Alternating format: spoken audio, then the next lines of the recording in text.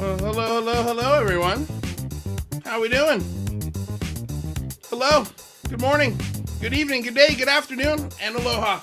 Welcome back to another episode of the Singularity Lab. That's right, your one-stop shop for reliable news and commentary on breaking stories in science, technology, futurism, and UAP discoveries. I am your co-host, Luis Jimenez. Michael Mataluni is getting ready backstage, along with Kristen Mataluni. We'll be going here in a couple of minutes. Today, we were going to be speaking with the founder of Falcon Space, Mark Sokol, but unfortunately, there's some heavy storms in Jersey. If you're in Jersey, we hope you're safe out there. His lab is completely flooded. We're going to show you pictures. It's absolutely wild. So unfortunately, he cannot be with us today. So instead, we got Rather stepping up to the plate, helping us out. We're going to have Jeremy Reese, alien scientist, joining us in hour 2. And we also have the really good-looking Daniel Miller. This chap is damn sexy. Can't wait to get his butt in here. I believe he's also joining us for hour 2. So you're going to have me, Michael, Kristen, and Rather for the first hour. We're going to be talking about gravity. We're going to be talking about flooded shops. It's going to be fun. Not the flooded shops part, but everything else. So just want to say hello to everyone in the chat. Case for Infinity, what's shaking? Glad to have you here. Have to go drink beer before I work. Wait, what? Hold on a second. I totally misread that. I have to go drink beer for work, but I'll check in afterwards. Wait, what? Is that right? Am I reading that right? You have to go drink beer for work? All right. Well, that sounds like a damn good job. I mean, yeah, is there any resumes for that position? I could use another job. Not sure. Just cracked the first one myself. All right. Well, this is a drinking party. All right, guys. I like it. I like the vibes. Ryan L., welcome. I was just kidding, but glad they got it back working. Yes, I'm hoping UCR will be back. I checked today. It didn't link, but it hasn't been 24 hours, so I'm going to check tomorrow morning. Everything should be good. If not, we will get working on that. Worst case scenario, we might be back here on Friday. Very, very worst case scenario. But if that is the case, we'll make sure to give you guys a big time heads up. So that way nobody gets lost in the transition and we don't have what happened to us yesterday. So thank you guys for that. Sonu Lamba, welcome. John Russell, Ian Burrell. Join the technicians. Well, hello. Let's see here. Oh, I just missed somebody. Where'd he go? FPMR, FP, I just missed you. I don't know where you went. Let's see here. All right, you guys, welcome. We're going to get the show started, I think. It's 4:01. Let's do this. Let's bring in our co-hosts. Well, actually, let me do this instead, because this is like probably my favorite part of the whole show. Let's do it. Let's do it.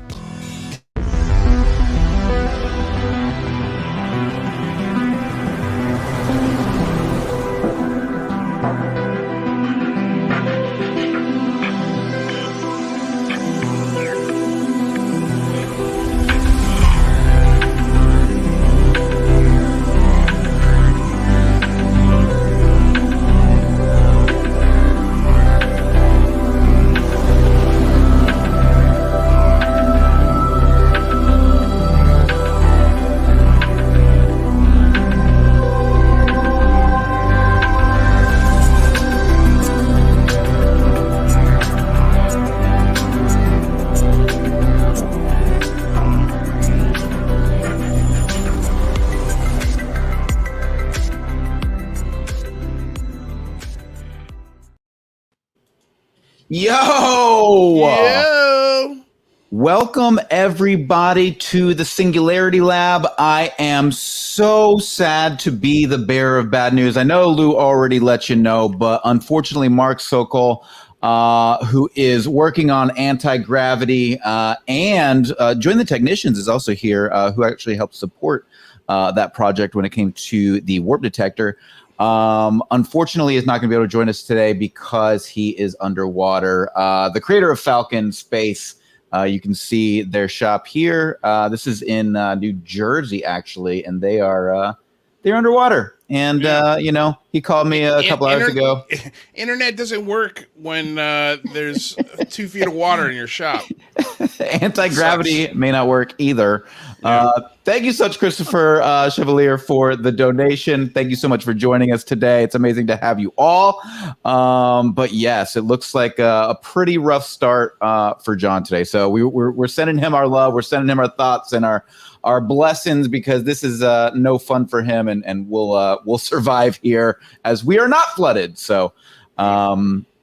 Yeah, just an unfortunate turn of events. But we do have the extraordinary, the amazing Rather be Squidding here with us right now. Rather, thank you so much for joining us. We're going to be talking about gravity. We're talking about anti-gravity. We're going to be talking about whatever the heck Rather wants to talk about. But most importantly, we're going to be talking about what you guys want to talk about today. So I'm going to be opening up the floor here in a little bit if anybody else wants to jump in. I did notice in the chat, Join the Technicians is somebody that has been working with Mark Sokol. So if Join wants to join, we'll send him a link. Send him a private link there first. he goes. He wants to. Right there. I'm going to need a link. Yeah, there you go. Yeah. Okay. Send him, keep us rolling. I'm going to send him the link you here. Do that.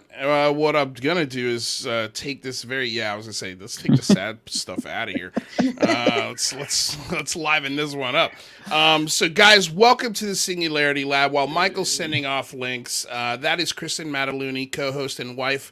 She's sort of the glue that makes all of this happen. Rather be Squidding, of course, you guys know from our show. It's nice to see him here on a Thursday. Don't forget to like, subscribe, and share the channel. We got 55 of you guys in there, so if half of you guys shared the channel, that'd be great. That would be a killer goal. Smash the like button, and don't forget to check out the links below. I got 4 new Patreons yesterday, which was wild because it was a crazy, technically faulty show. So I really wanted to thank all of the new Patreons that joined. Our Patreon links are in the description below. Again, you guys, both of these channels, the Unidentified Celebrity Review, the Singularity Lab, both channels are publicly funded channels. We are PBS of YouTube. We are here because of viewers like you. We love bringing you guys a show 5 days a week between the 2 channels. It's something we absolutely love to do, and we want to have more of our day to devote to making these shows. So we really appreciate all the help, all the donations in the super chat. Like I said, we've got merch coming on both sides, both for Singularity Lab and also the Unidentified Celebrity Review. We are so close. I was literally making shirts today. Wow, it's annoying. I hate it. But I know you guys want it, so I'm doing it. We're going to have it very, very soon. So I'm glad that you guys are really stoked about the designs I shared yesterday. As far as guests, we've got, who do we got tomorrow? 𝐒𝐂𝐁𝐄 and Jamarl Thomas will be coming on the show. That's just going to be a 2-hour free-for-all. I think it's just going to be a really great philosophical, political discussion, and let's see where it goes. I think it's going to have fun. But did you send him the link, Michael? Yes. So Join the Technicians. I just sent you the link via email. I also dropped the link right here in the comment section. So if anybody wants to hop in, we're going to be rotating guests in and out. So if you guys have things that you want to talk about here in the chat, and then if you feel like hopping in and you actually want to talk, we're going to probably leave you in the backstage for a few minutes and then bring folks in and start rotating folks in. So before you hop in though, make sure you're not naked. Make sure you're connected to a Wi-Fi connection, because if you're not on Wi-Fi, we're not going to be able to hear or see you. Also, if you don't want to be seen, you could shut your camera off and just like a call-in, because I know some people are shy. They don't want their faces to be seen. So just think of that as well if you want to just chat with us or ask us any questions or put some theories on the table. It's question for you, Lou. Have you ever Ubered an alien? Ooh. Man. I want to say yes. I don't know for sure. But yeah, I've picked up some strange cats. So, it's almost like, remember the movie Men in Black where they're flipping through the tabloids and all the tabloids ended up actually being real kind of thing, where, they're among us. Wouldn't shock me. Wouldn't shock me if I picked up a couple, man. One guy was like a Bigfoot. One guy, Jesus. I don't want to take up the whole show with this one guy. But we got John Russell in the back. Should we bring him in? Yeah, let's bring in John. John. Yeah, let's go ahead. John, Hello, what's going on, brother? Hello. Hey, Mr. Russell, how you doing? I'm doing great. How are you guys tonight? Not too shabby. Good. We're hanging in there. It's one of those days where we're doing better than the folks who are doing worse. So if you're just joining us, unfortunately, we do not have Mark Sokol tonight. We are going to have him back. I spoke with him earlier, about 2 hours ago, and he is just absolutely getting flooded right now and wasn't able to make the show. But we look forward to having him back. So if you came here to see him, I'm sorry he's not here, but please come back when he's back. We'd love to have you. But for now, what I wanted to kind of talk a little bit about, just to get started, is kind of his theory about anti-gravity. We've got potentially Join the Technician is going to join us as well, who's been working with him, and we'll go from there. So, Rather, how you doing tonight? Doing great. I'm sorry to hear about Mark. I was going to blame Susan Go for until I saw that picture, and it obviously looks like nature. Yeah. Well, I mean, I don't think if you see Susan Goff in a Zodiac boat, you'll know. But yeah. You will absolutely know. So I kind of wanted to do a thing. This is, I think, where we'll start tonight. So, when we're talking about anti-gravity, it is absolutely purely theoretical. Nobody has cracked this code of anti-gravity yet.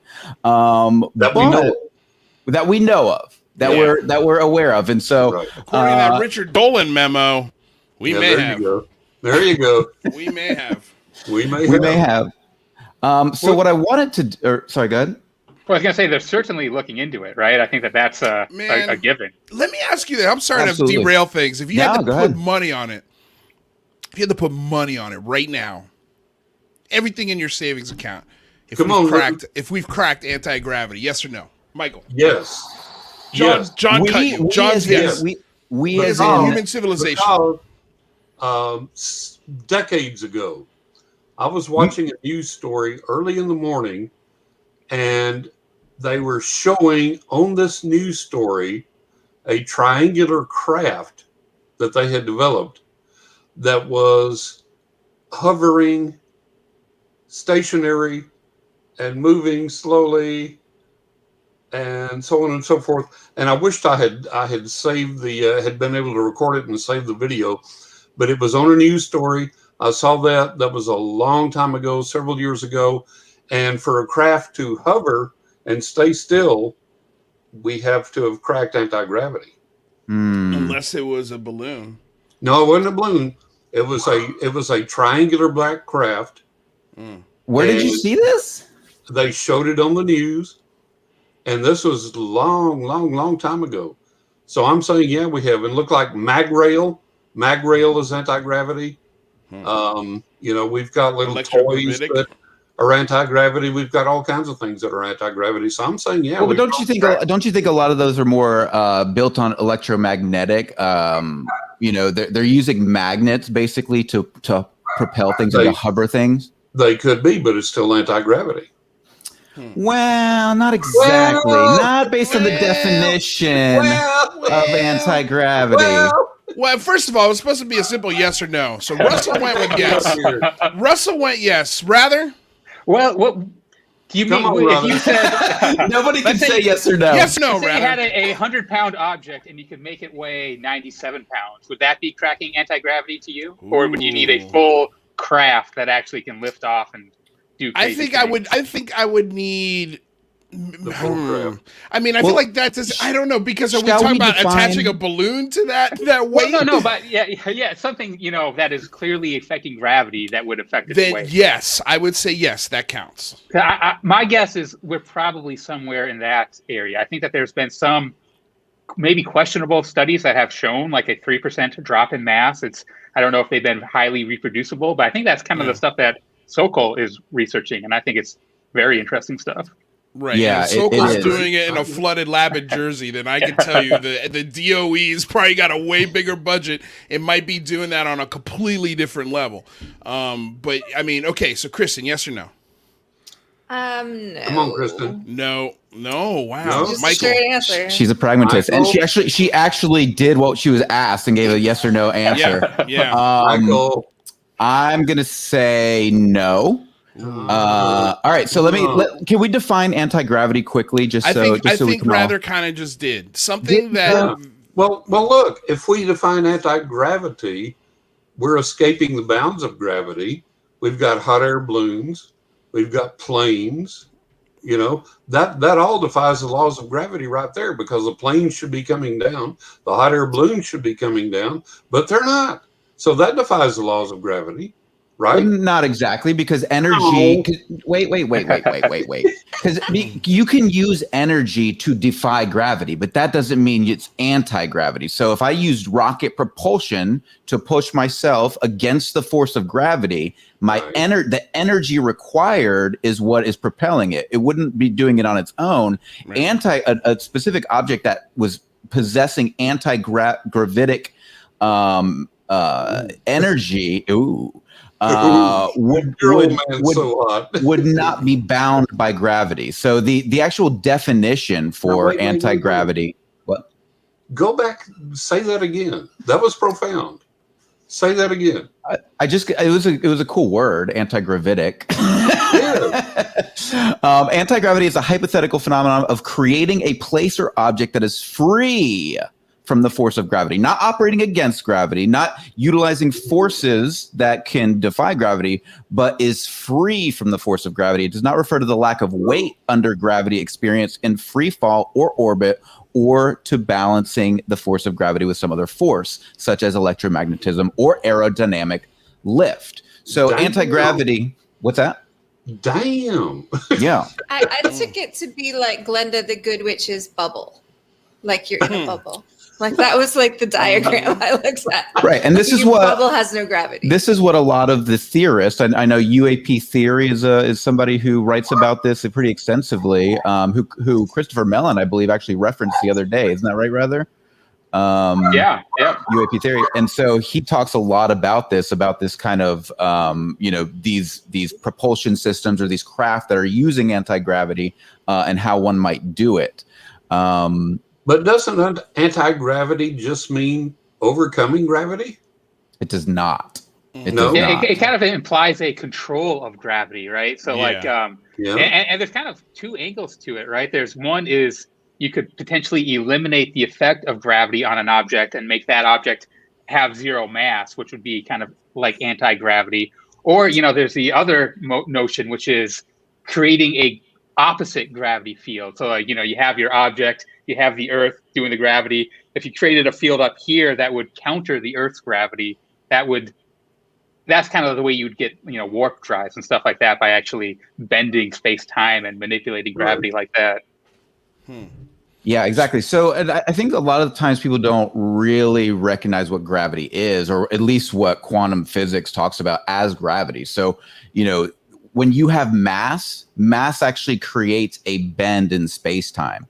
And that mass creates gravity. So when we're talking about gravity, we're talking about the energy that pulls you towards the mass of something. So that's why when you're standing on the Earth, you're stuck to it. When you get into the atmosphere, you have less impact of gravity. Or once you get out of the atmosphere, you have less impact of gravity because you're not being forced into the Earth.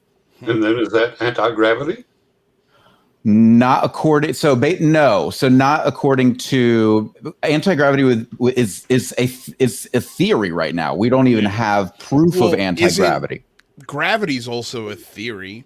Right. I mean, we don't really have a pure understanding of gravity itself. I mean, your simplified explanation was the closest thing that I think that's what most people think of gravity as. But the truth is, science has no clue why gravity exists and why it changes. It's not like a constant thing. It changes. But we know if we go. I have a feeling we got somebody who's really going to be able to actually teach us something here. Jeremiah, the engineer, is with. Oh, where'd he go? Look who just walked in. Oh, there's Mark. He's anti-gravity. Hey, whoa. Let's see if we can get him in here. Wait, there we go. Just show up too? Hey, how about that? Mark. Hilarious. Where are you? Well, the anti-gravity got him. Oh, there he is. There you go. They're floating above the floating. Mark might have to cut his video feed if it's rough, because I know he's dealing with some storm issues. Anyway, there's Jeremiah. There's Jeremiah. Tiny version of the large laser table that we designed.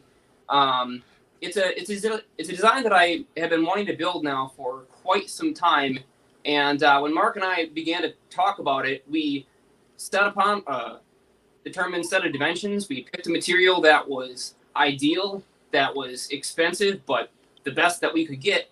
And it's a really, really rigid plastic, fiber reinforced. See, most laser tables are made of metal, and metal is conductive. And unfortunately, it's also going to affect magnetic fields. It'll be affected by eddy currents and high frequencies. So we wanted to eliminate any possibility of having a material that holds up our laser interferometry parts that could possibly be influenced by the nature of the experiment, which means we need material. And, hey, Jeremiah, could you just back up a little bit and kind of set the stage here of exactly what we're looking at before you going into the details? Can you give us an idea of exactly what we're looking at here? Sure can. Okay, so this is a device called a laser interferometer. And what this is awesome. I'm going to show you in a second. Let me just grab something here, a little tool that will This help. is what you guys refer to as the Warp Drive Detector. Yes, got it. And so what is it called? What is it called again? Well, hold on. Time out. Hold on a second. Mark, you were supposed to be here. You should be taking care of your shop. I can't believe you showed up, but dude, thank you for making time in a really crazy personal time for you, dude. Seriously, like first of all, let's properly introduce Mark. Let's properly introduce Jeremiah. Let's make sure everybody knows who these people are. Because Michael, paint the picture here, my friend. Absolutely. So for those of you just joining us, we didn't think we were going to have Mark Sokol tonight. He is experiencing a enormous amount of water. I'll give you a quick look at his place right now that is almost underwater. Mark. So the fact that you joined us, Mark, is pretty incredible. An hour ago. Right now, is it better now? that was about an hour ago. Right now, the water has subsided. This is a flash flood zone. We're right next to a stream that can overflow. So we only got like an inch or two here in the lab, but it's mostly cleaned up already. Right now, there's just silt and stuff, and I have Chris and Tom here. They're my local handyman. Hey guys. And they're down here in the lab helping. Amazing. So again, for those of you just joining us, we've got. Building does have floodgates. Got it. So again, I just want to introduce you real quick. Mark. So for those of you just joining us, Mark is what? That's not crispy. Is that spaghetti? I couldn't see because it was so small. It looked like spaghetti for a second. It looked like crisp spaghetti. Okay, can you get? I think Mark's freezing up. All right, so we're gonna try to make this work. For those of you just joining us, Mark Sokol is the founder of Falcon Space and aiming to make his company the world's first to create an anti-gravity aircraft. And they've got technology that Jeremiah's going to walk us through here in a few minutes. And the purpose of this object, and you can walk us through this, Mark, in a minute, but the purpose of this object is to be able to test whether or not you've actually achieved some of your experiments and you're actually causing some warp variations, right? That was the idea behind this device, right? Yeah, Mark. Detect whether the experiment that we're working on changes the refractivity of light, either through open air or through a vacuum. Uh-huh. Got it. And this would and the purpose of it is to do what? What are you trying to test? He might be on a lag. Yeah, we're getting huge lag. Yeah. I think it's just he's in a storm right now. I mean, that's totally understandable. Oh, absolutely. A vector to figure out which experiment. You know what? Let's you pop guys him wanna, out for a hot second. If he can't get a connection. Yeah, I think let's go with Jeremiah just because he'd probably be the next best person to ask, right? Okay, so sorry about that. No, we'll get through it. The device that we're attempting to use in order to detect a successful result in an experiment would effectively show that light has changed its speed in some area. So let me show you what's going on, what you're looking at on your screen. Please do.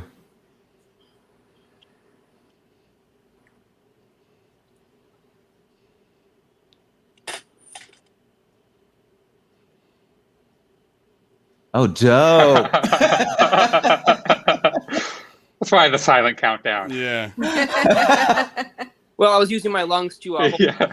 I unfortunately That is cool. give the countdown. So that's the beam path, and what you're looking at here is this is a laser source. Beam shoots out, hits a mirror, gets split. It goes this way, hits this mirror, and comes back, and then it hits this mirror back here, and then comes back. The path length between this mirror, and between this mirror and this mirror, same mirror in the middle for both, is exactly the same, or as close as I can tangibly get it within reasonable standards. So this full path laser interferometer, and so what effectively LIGO does, because I'm sure we're all familiar with LIGO, the laser interferometer gravitational wave detector, that thing is supposed to look for tiny little changes in the rate that light flows through space. And that's a gravitational wave, effectively. It's supposed to look for differences in the speed that light flows from the x-axis to the y-axis. And if it detects one of those, what happens is, watch what happens when I press on this table. You see how these fringes move? Right. So if any one of these paths gets changed, it'll immediately show. And each one of these fringes is 450 nanometers wide. So when this thing goes from bright to dim to bright again, you've watched 450 nanometers of distance between this mirror and this mirror, or this mirror and this mirror change. And so if light slows down, means it takes a longer amount of time for light to pass between this mirror and then back again in, say, this area right here. Let's say we put our experiment right here on only this side, but we don't put it on this side. Well, if this experiment slows down the path of light as it passes this course right here, it will show up just like this as a fringe movement on the screen.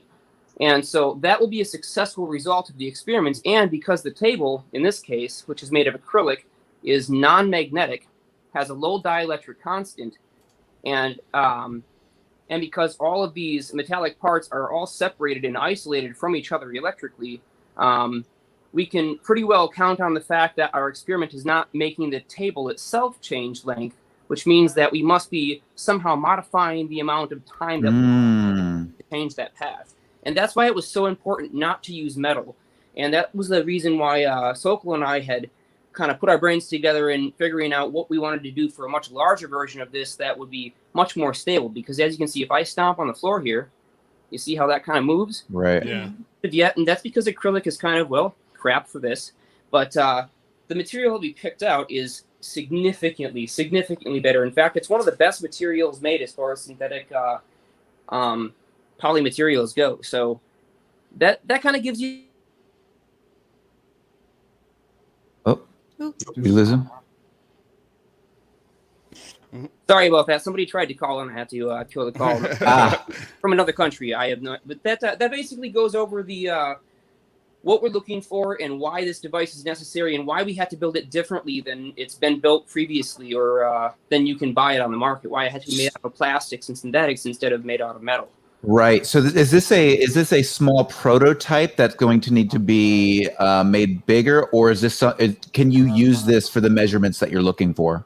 This one I can use for the measurements that I'm looking for here in the Wisconsin lab. This is a tiny version of the design that I wanted to build years ago, and that design is the one that we made some small modifications to, and that's the larger one that Mark and I are going to be building out at the Falcon Space Lab in New Jersey when it's not flooded. Amazing. So for this, let me go ahead and reset the room real quick, just so everybody knows where we're at. We had a little bit of a rough start today. We've got Mark Sokol joining us here. He is the creator and founder of Falcon Space, and he's working on anti-gravity technology. And the goal of building I believe it was called a LIGO detector. Is that correct, Mark? That was a laser interferometer. Okay. Oh, right.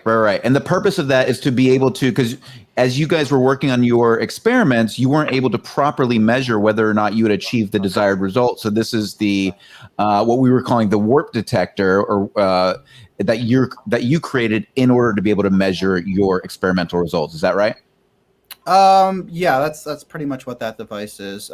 We have many experiments that don't need such a device, and I explained to Chris at the debrief.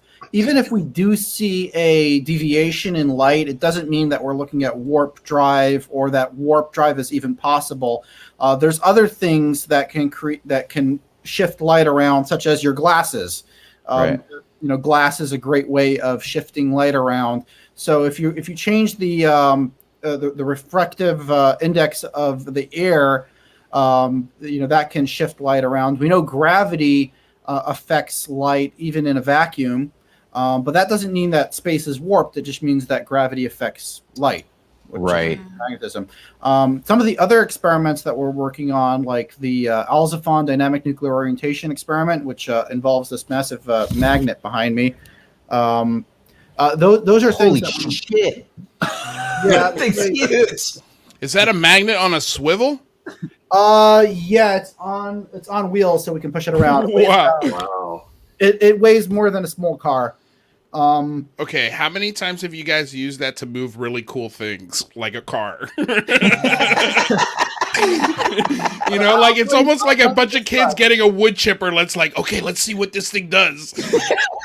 What can we hack up now? I'll tell you this much: if you get it moving, even at a slow pace of 2 miles an hour, it'll continue going, and it'll smash into a wall and it'll break shit. It has a lot of momentum, and those wheels are very frictionless.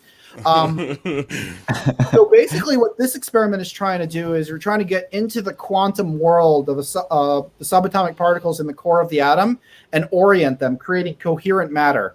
And by doing so, we believe we'll make matter weightless. Like it was said in the article, scientists are not really sure what gives matter mass. So this is a theory that it has something to do with the spins or the complex spins of the subatomic particles. Right. And because there's a correlation between angular momentum or complex angular momentums, like complex gyroscopic spins, like we keep on talking about at APEC, and linear momentum, that you're able to take a gyroscope and spin it in many different ways and turn that angular momentum into linear momentum. The same thing would be happening in the core of the atom with the angular spins of the subatomic particles equaling linear momentum. So like when you move something, when you throw a ball, let's say, you're actually energizing the subatomic spins because they're complex and they get energized in whatever spin they're oriented in.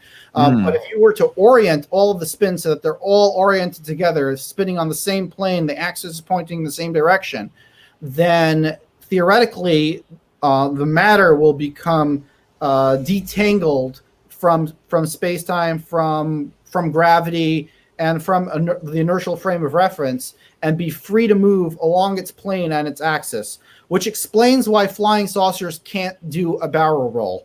They could do everything else, but they can't do a barrel roll. They can't do that maneuver that the F-16 pilots do every day. That's because in order to do that movement, to actually change the axes or the axes of spin of all the particles in the craft, you need enough energy as equivalent to the weight of the entire craft. So let's say the craft weighed 10 tons of actual mass, but you shifted it down to weighing just 100 pounds that you'd have to move along its axes. That's what it would take to move it out and, fly it off at 10,000 miles an hour, do the 90-degree turns at 10,000 miles an hour, the kind of stuff we see every day with these UAPs. But if in order to shift the entire axes of the subatomic spins of the entire craft, you'd need 10 tons of thrust, or whether it be rockets or whatever kind of thrust you're looking at. But Mark, what about the fighter aircraft? We saw the video footage from there, and the pilot said, "Look, it's spinning, it's rotating," talking about the UAP. Is that the gimbal video you're talking about? Yeah. Yeah, you'd expect them to be for certain iterations of this technology. There's a lot of ways to create dynamic nuclear orientation or coherent matter, and a lot of them involve spin, which would spin the craft around. But it's spinning along its axes. It's not spinning. It's not doing barrel rolls. Like it's spinning along the axis. So if this is the axis and spinning around, it can move freely along the plane of that axis and along the axis itself. but it can't turn over like that. And whenever they do need to do that maneuver, we see it happen very slowly, and then they shoot off at a crazy speed along the axes, along the plane. So is this, I'm curious, because you brought up UAPs. So is this something that was originally an inspiration to you that you began looking into anti-gravity? Like what exactly got you on this path into exploring these processes? It really started with religion. I grew up an Orthodox Jew, and then slowly came to the conclusion that it was all alien worship. Whoa! Okay, you're gonna have to dig into that for us, please. There you go. Please, no, it's a whole other can of worms. I understand it. Yeah. Okay. Well, maybe we'll let John Russell get into it deep. You just watch enough Ancient Aliens, and you'll see exactly what I'm talking about. Okay, so you got interested in this? Yeah, I got interested in that through basically trying to figure out what Judaism was all about. And then I realized that, holy crap, there's this whole area of science that's being unexplored. And in many ways, it's been hidden. There's a lot to learn. And Judaism has the Kabbalah, right? Jewish. Yeah, my dad is a Kabbalist, actually. Yeah, there you go. There you go. Yeah, they have the Kabbalah, which is similar to Buddhism. Yeah. So we were having some trouble earlier, and maybe you could help us out with this, Mark. So we were talking about gravity and anti-gravity, and they were like, well, isn't anti-gravity something that can simply, fly or float or move against the forces of gravity? Can you explain the difference between, using propulsion to circumvent gravity versus what true anti-gravity is? Okay. Now we're getting into the area of linguistics and trying to decipher what these words mean. I'll be honest with you. Recently, I have not found a single experiment or theory that has anything remotely that we could consider anti-gravity, meaning that it repels gravity. There is really strong scalar fields can repel everything, but they're not repelling gravity. It's not like you have 1 g of force and then we have negative 1 g of force. I've never seen a single theory that actually has anything like that. What we meant by anti-gravity when I wrote it in the Falcon Space logo is however these flying saucers operate, whether it be warp drive, inertial mass shielding, gravity shielding, anti-gravity.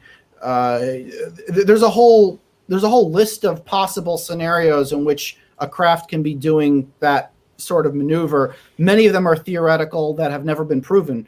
So that's really what I meant by the term anti-gravity. But if you're thinking of anti-gravity as something that repels gravity, I've never seen any theory that even claimed that something like that is possible. Right. So Mark, and this was one thing I was asking earlier. I said, look, if we go up in a hot air balloon, is that not anti-gravity? We're overcoming gravity. No, that's buoyancy. Okay. If we go up in a plane, is that not anti-gravity? That's buoyancy too. Okay. Elaborate on that a little bit. I mean, if we go up in a rocket, that's Newtonian, that's Newtonian physics. Okay. And I guess kind of by your standard, even like the Alcubierre warp drive, that wouldn't necessarily be anti-gravity. That'd be kind of just modifying gravity. Is that? That would be warp drive. That would be artificial gravity. That would be warp. That would fall under the category of warp drive. Okay. Yeah. If that's even possible. It's never been proven. So what you're saying, Mark, if you were in the Paranormal Vegas strip and you had a whole bank account full of money, you wouldn't put your money on that we have anti-gravity cracked somewhere in the deepest recesses of the government. I believe that we have, many of these flying saucers that were built here on Earth. I don't think the technology is that confusing. I mean, if any of the experiments that we're doing here in the lab pan out, you got to realize this was stuff that was possible with technology from 70 years ago. That this electromagnet over here is not new. We got it off of eBay. The equipment we're dealing with is decommissioned stuff. A lot of it came from DARPA. I have stuff from Sandia Labs. This is all old equipment. It could have been done a long time ago.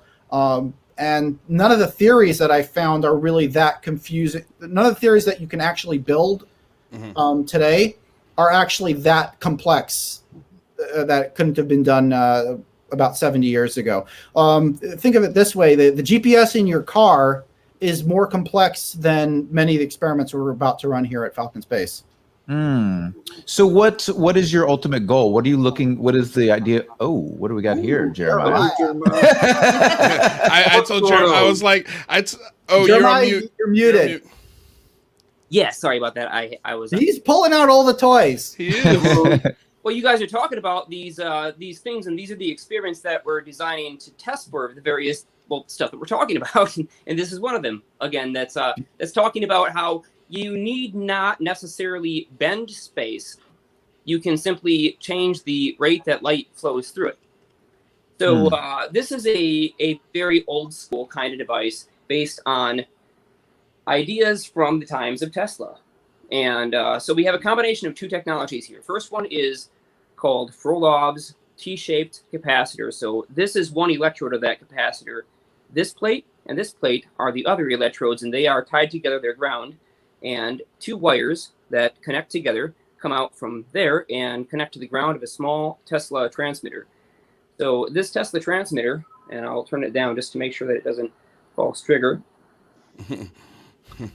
So the onboard voltage display tells us exactly what's going on. This Tesla transmitter has the ability to produce its own output. It can generate about 60 watts of radiated energy at 1 megahertz. And so the idea is basically this. Electric fields between this plate and this plate and this plate and this plate will form, but those electric fields aren't symmetrical. See, if these plates were on the sides and they were just, parallel, like a parallel plate capacitor, all the lines would be straight, but the lines aren't straight, they're angled.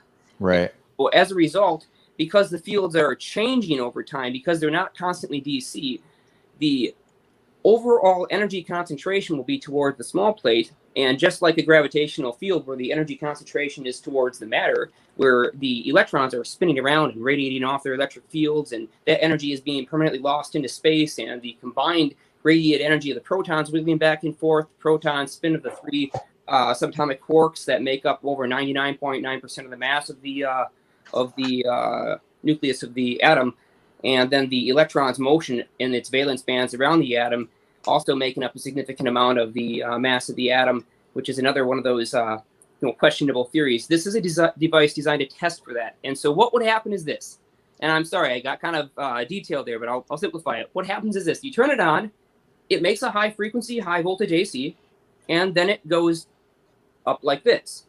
So I'm simply going to put it on a scale, turn it on, and if it goes up, the experiment works. And if it's absolutely nothing, the experiment doesn't work. Right. Really straightforward. It's a simple experiment. In fact, it's so simple that I'm shocked. I can't find a paper where anybody tries this. Really? Reference where anybody tries this. No, it's a really strange thing, but I just can't seem to find any references where anybody tries something as simple as this. And I understand this device in open air will, of course, likely produce a force. And the reason is magnetohydrodynamics or electrohydrodynamics. There's an equal Lorentz force, no matter which you consider it from, the electric field plane or the magnetic field plane. That electric field can exert a force on ions that are in the air, and this device can potentially produce ions. Now, supposing it doesn't, there won't be any force in the air, but we still might be using the air as a dielectric. So ultimately, this has to go in a vacuum chamber to properly test it. And that's the only way that we could really absolutely verify that it was producing a force in a vacuum. But for now, I'm going to stick it on a scale in my living room and level it out and see what happens. Starting point. If it doesn't do anything there, then it's certainly not going to do anything in a vacuum chamber. Right. You know what I would like to see, you guys? Tesla was a absolute believer in the paranormal. Tesla believed that he received communications from the other side. He believed he received communications from other entities, other planets, and that influenced a lot of what he did. And that's documented. And what I would like to see with the experiments that they're doing is to add in, I talked to someone the other day, and they're a professional musician. and we were talking about EVP, electronic voice phenomenon. And, you know, when you record EVP voices, you don't hear them with your ears. And you get the recording on your digital recorder or tape recorder, even if you're using old school, and you hear the voice from the other side. And you can't hear it with your ears at the time. Now, how is it that they use the noise and they use that particular frequency to communicate, and they can get it to the recorder? You don't hear it at the time, but you can hear it in the playback.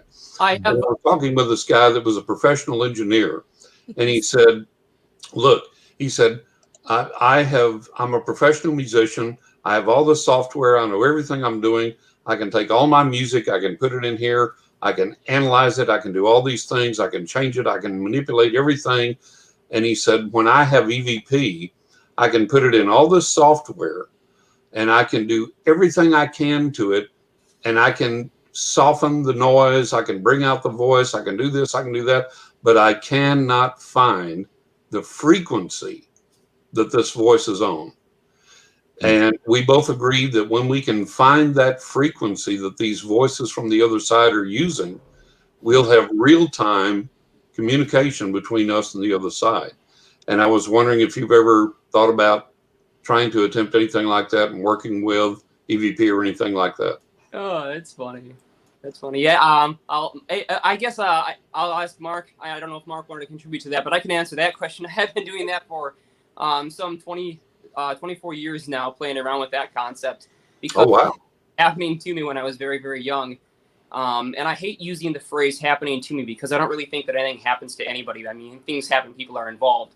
So properly speaking, from a deterministic point of view, yeah, I witnessed a lot of strange and unusual things that got me, well, fascinated in science because I needed a mechanism to explain the strange. And that was the primary motivation for pursuing a lot of this stuff. But speaking of EVPs, and why do the recorders pick up EVPs when we can't hear them with our ears? Right. So I did a little test to see, could it be electromagnetic modulation that's causing these recorders to pick up a sound that's not actually acoustic in nature, meaning it never actually makes the microphone diaphragm move at any point. It simply induces an electric field in the wires that connect to the microphone or in the circuitry itself by changing some parameters. So I took a small Olympus voice recorder. It's one of those. It's like maybe, I don't know, 4.5, whatever. It runs off 2 AAA. Yeah. Yeah. And a really popular model. I had 3 of those things in total. 2 of them from Olympus, and 1 of them from RCA, I think. And the RCA one was just older school, simpler components, just in case the modern ones broke down. And so I designed a large 3-foot diameter coil that I fed with a normal audio amplifier. And this 3-foot coil had no magnet on it. It had no voice coil. It had nothing else. Just it was a simple single large coil with a couple of turns, and fed from a normal audio amp. And into it, I fed my computer, and I walked into the room with my voice recorder. And what I had is a signal that every 2 seconds would go, and that's it, just little beep. And then so every 2 seconds or so, it would beep, and I couldn't hear it. Nobody could hear it. There was nothing. So you walk out of the room. I did that for about 30 seconds and walked through the room to profile it, walked back out, and there was a very obvious center of noise. But even before I got in the doorway, the voice recorder was picking up the field, and it was very audible. And so I later played voice into that live from a microphone sent through my computer at the time I was using Cool Edit Pro, which I don't know if anybody's ever heard of that old software. I have. Yeah. Before Audacity, it's what Audacity's interface is. Yeah. Yeah. And before, Ableton Live, and before all that stuff. So anyway, super old school program, but it was awesome because you could drop a JPEG into it or other things like that, and you could decrypt them into audio files, and you could add audio information into those things and then save them as JPEGs again. So it was fun like that because it just didn't care. It wouldn't warn you that your file type was incompatible. It would just be like, oh, okay, we're going to put the data in there anyways and go for it. So anyways, I had used that to analyze EVPs because it was so capable of doing that kind of backwards, I guess you would call it demodulating, because you could tell it what exactly you wanted it to do. And so we were able to pick up a lot of strange phenomena by modifying our voice recorders, swapping the electret mics with pickup coils, which ended up working out really, really well, that we used for a series of investigations and got quite a number of different things that, again, were awesome because we had 2 different voice recorders going at once. We have the one with the pickup coil and one with the mic. So we were able to get lots of strange things, like we have a voice that says, I got your foot, I got your foot. And one of our buddies trips immediately. Yeah. So, and when we line these things up with the video recorder, and we end up with a series or a sequence of events that all seem to make sense. And now we have magnetic information, because by the very nature of the magnetic pickup, being replacing the electric microphone, we have magnetic recorded data in the audio band. So that's actual data that we can use to say what was the phenomenon about. Right. So yeah, we have. Have you found that frequency? It was in the audible range. Yeah. Actually, it would have been, if it was loud enough, it would have been, I would say, about maybe 1 octave lower than normal human speaking. Okay. So it wasn't like I didn't have to do much to it. I really just had to amplify it. Right. That's wild. Is there anything that you think you can work on, Jeremiah, that could contribute to like real-time communication with the other side? Well, I won't lie. As soon as I put together that small interferometer, I did stand back, wait for it to stabilize, and stare at the y-axis, just to see if I can make a move. Of course. There you go. And did you make it move? No, of course not. Of course not.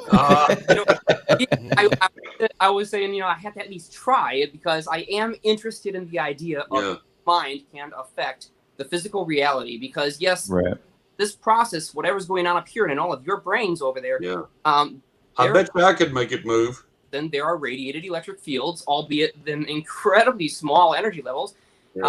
They still radiate out and they're lost. So could there be? I bet you I could make it move. I used to do all kinds of telekinesis things, psychokinetic things. I could take a sealed compass under glass, and I could deflect the needle, and I could put my finger on it and make it go around, around, around, follow my finger, so on and so forth. And there's many other people that have been able to do psychokinetic effects. So, and of course, the genre's full of those experiments and full of those examples, especially at SRI and so on and so forth. So it's absolutely possible. So let's well, I just want to say quickly, because I know you had an experiment that you wanted to show us, Jeremy. So maybe we can sidebar this conversation for now, and then we'll just put a pin in it and we'll come back to it. But Jeremiah, do you want to get back to what you were going to show us? I was just showing you guys the device that we're going to use for the experiment. I'm not going to set it up at this time. I will be recording it, and I will definitely make sure that you guys get a link to that video so that you can demonstrate how it works. If it doesn't work, why bother? Have you done that experiment before, or is this a first time doing it? I've never tested it in this configuration before, no. So this will be my first time running that exact configuration of that exact experiment. Or that tests specifically the parameter of, does AC in a extremely strong gradient field in open air, meaning no dielectrics being used, create a propulsive force? So that's the question that we're about to answer. Cool. Wow. So to what level are you working with Mark? Like, are you guys in the same state, or do you guys kind of bounce things off each other? Like, how do you guys work together? Well, Mark and I have we collaborated originally online, because kind of got together and had a lot of the same interest in specifically T.T. Brown electrogravitics and high voltage electrostatic propulsion systems. So we didn't make a claim necessarily or pursue the title anti-gravity. At first, we were just looking for systems that could produce a force anomalously that wasn't quite explained. We wanted to, understand the advanced physics and get our foot in the door and test a lot of these claims out, because nobody had properly tested them before. Right. So I think we both had kind of the same motivation. I've been doing it now for 22 years. I think Mark's been in it for, I don't know, I think maybe 4 or 5 years. But we had such similar interests that we ended up meeting up in his New Jersey lab and worked together multiple times, flown out there, and we have put together a series of experiments and tested them out to quite a bit of fun and lots of learning going on. So we're just learning our way to the more advanced stuff. We're now getting more focused on taking better measurements instead of just pass or fail types of experiments, like the one that I just showed you the setup for. Right. That just kind of gives you an idea. Yeah, we crossed paths 2 years ago, I think it was about, and we're probably going to be working together for a long time, because there's not very many people in this that want to focus specifically on the modifying effects of gravity directly.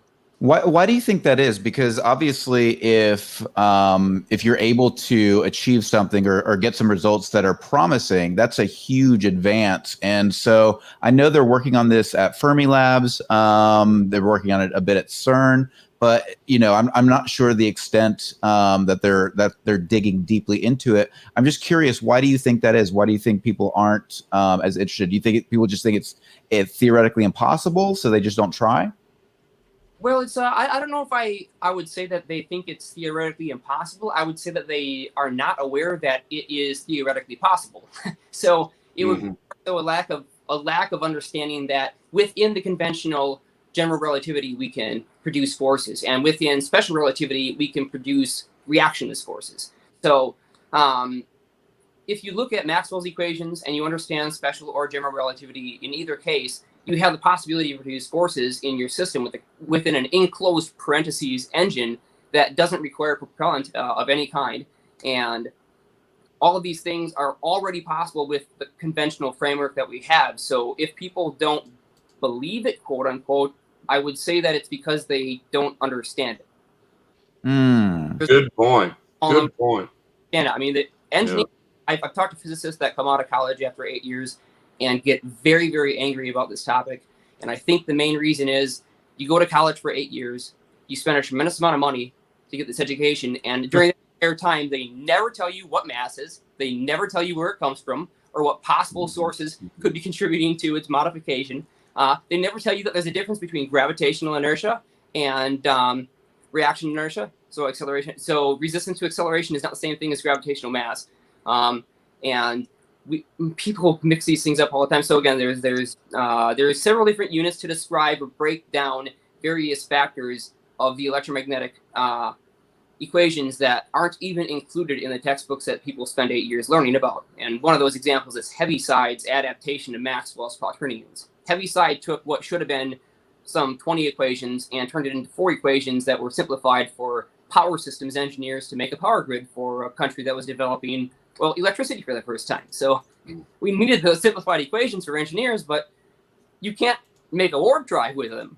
And so still taught in colleges today. And I think that's the primary reason why you don't see people working on this, is because college is designed to teach people how to be productive in the industry that's existing now. It doesn't teach people how to create or pursue new industries that are burgeoning or have never existed. So I would say that's probably the biggest reason. Right. So science, just like religion, is hidebound. Is what bound? Hidebound. What's that mean? Tradition, ritual, the status quo, and not thinking outside the box. Oh yeah. I mean, most profitable, honestly, if your goal is to go to college to get a job.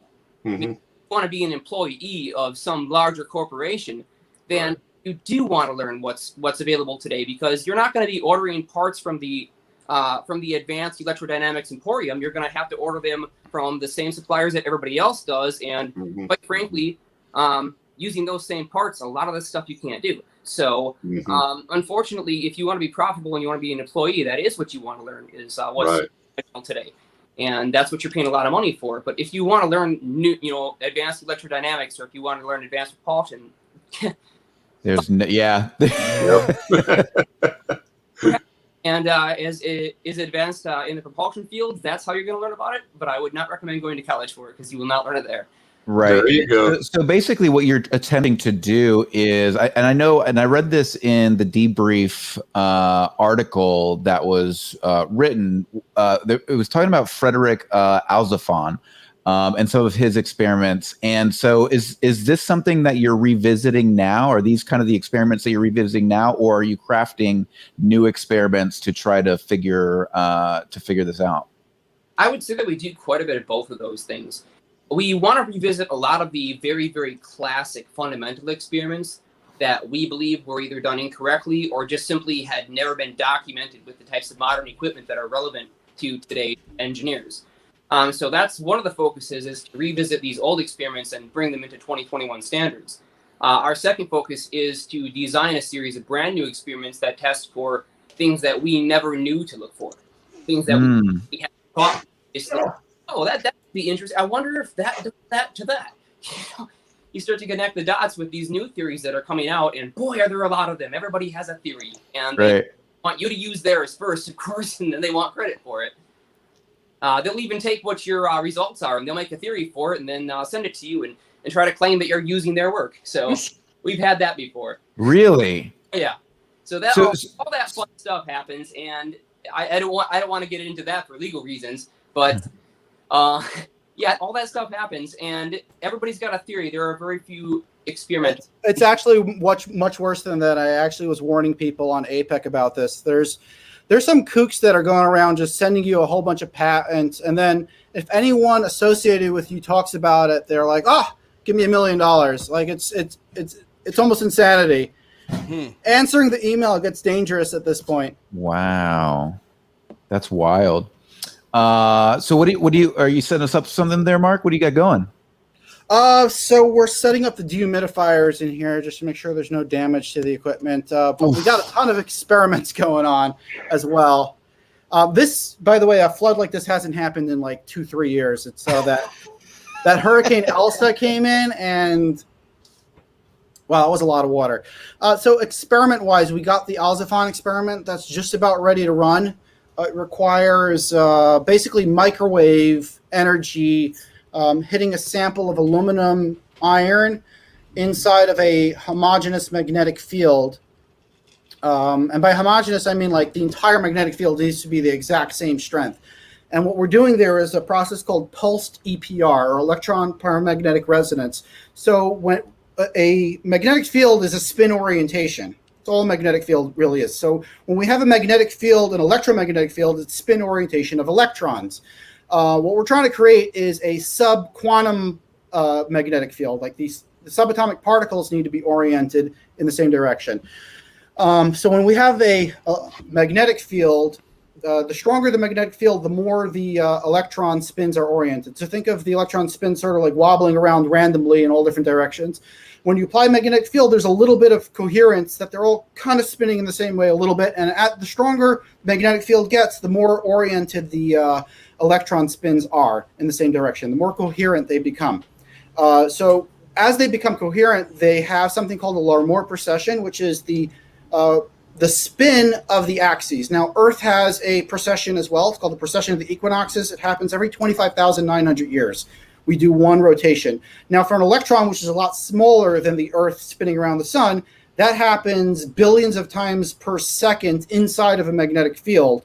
And the stronger the magnetic field, the closer that spin gets to the axis, the higher that number gets. So it's like there's a ratio of 28.025 gigahertz per Tesla. That's for the valence, the outer band electrons. They are oriented at 28.025 gigahertz per Tesla. So the stronger the magnetic field, the higher the frequency is. And that's way up in the gigahertz range. We basically pulse it at that frequency. That energizes the spin. And then it, when on the off end of the pulse, it transfers its orientation to the core. And by doing so, creates the dynamic nuclear orientation coherent matter state. And there has been 5 or 6 different theories as to why this would work. I literally had like a PhD dude walk into the lab and start giving me a whole spiel about why the 5th theory on this experiment, why his one was right, and started coloring on my whiteboard. So, yeah, we have Frederick 𝐒𝐓𝐃𝐃's. I have another theory on it. There's Todd DeCiato's theory. There's another theory from a guy at NASA that I'm not going to get really into. And then there's this Charles guy, his theory, which I didn't even pay attention to. Jeremiah was actually in the lab at that time. Maybe he can elaborate on that theory. Let's grab Jeremiah, but also I want to quickly reset the room for those of you just joining us. We're speaking with Jeremiah and Mark Sokol. Mark is the founder of Falcon Space. He's aiming to be for his company to be the world's first to create an anti-gravity aircraft. Thank you so much for joining us today. We've also just got Daniel Miller joining us. He's an actor based out of Los Angeles, a lover of all things space and science. So this is going to be right up his alley. Also a UAP enthusiast and very interested in the relationship between the scientific community and the government. Welcome. We got a lot going on here. How you doing, Daniel? Doing great, guys. Doing good. How are you? Yeah, it's great to have you. This is absolutely wild. So I'm just trying to keep up because this is literally breaking my brain. So I want to. I know we've got also Jeremy here who's going to help us with what Mark was just talking about. So I'll turn it over to Jeremy or Jeremiah. Oh, sorry, Jeremiah. Have you? Yeah, that'll be great. So the only thing I was going to mention is of all the theories that we have bouncing around, I mean, Todd DeSiata works with our group, and I would have to say that we're quite many of us are fans of his theory because it's integrating a lot of the stuff that we've talked about. It's relevant to the experiments that we're doing, and it directly applies and gives us ideas of the kinds of numbers that we're looking for. So I would say it's a very functional or practical theory made for engineers that are looking for, well, making warp fields and that kind of stuff. So look at DeSiato's theory if you have not yet. There's plenty of information about it, including several presentations that he has given at the APEC conferences, APEC conferences that you can find on YouTube. So yeah, check that out. It's altpropulsion.com. You can find all those videos and find Todd DeSiato's presentations. Just wanted to mention that. That was all. And then you guys can go ahead and talk about the subjects that you wanted to cover. Thanks. Oh, so yeah, Todd DeSiato's theory is also great because he's actually working on this stuff. He built an NMR version of it, which he predicts will produce a much weaker result.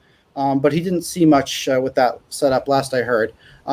This setup with the EPR, which is a higher frequency with stronger magnetic fields, basically a more brute force method of getting to the core of the atom.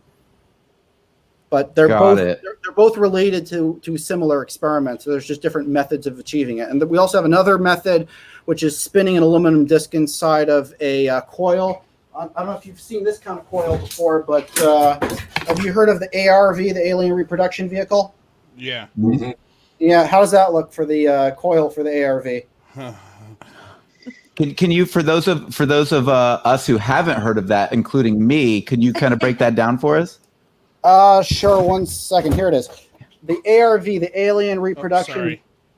The Alien Reproduction Vehicle. This was put out by Mark McCandlish. It was supposedly the first craft that was ever made by us Earthlings here in the United States. It consists of a coil, which I just showed you over here. We just pulled out of our CNC machine. It's covered in epoxy. Okay. And then you have this aluminum disc that's spinning around, and there's these capacitor plates in the base. And I showed this to David Alzafon, which is Frederick Alzafon's son. And when he saw that, he was like, oh, yeah, I showed that to my dad. And he said that's another way to make dynamic nuclear orientation by pulsing the electromagnet and having the aluminum disc spin around. And aluminum, we're using aluminum because it's a reservoir for dynamic nuclear orientation or coherent matter states. By spinning that around and pulsing the electromagnet, you're able to replace the microwaves with the spin of the disk, which is why I told you before, it makes perfect sense that these craft would be spinning. Right. Right. Well, I got a question real quick. First of all, the audience is going pretty crazy on who's hotter, Daniel or Mark. So this one is GQ. This one is Game of Thrones. I don't know. What am I here? Chopped liver? We should put. Hey, listen, John. Chopped liver here? All right, tell you what. We'll put a poll in here. I'll start a poll, and we'll have some results at the end of the show. But my question here, though, for real though, Mark, what would I've seen that drawing a million times, and the first thing in my brain is, well, why doesn't somebody fucking just build it? Like, it seems like the plans, the core of these plans are there. Is it something that is that can be feasibly built? Can it be downscaled and a version I think it could be built in.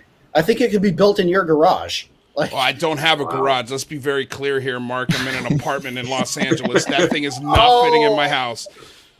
Well, wait, this can't fit in your house? Well, okay. Oh, the mini version. The mini version. Yeah, the mini version. mini Okay, version. so it can be Micro. scaled down. The micro. Yeah, that's what my girlfriend that's exactly what my girlfriend wants in our 600 square foot apartment is a fucking miniature flying saucer.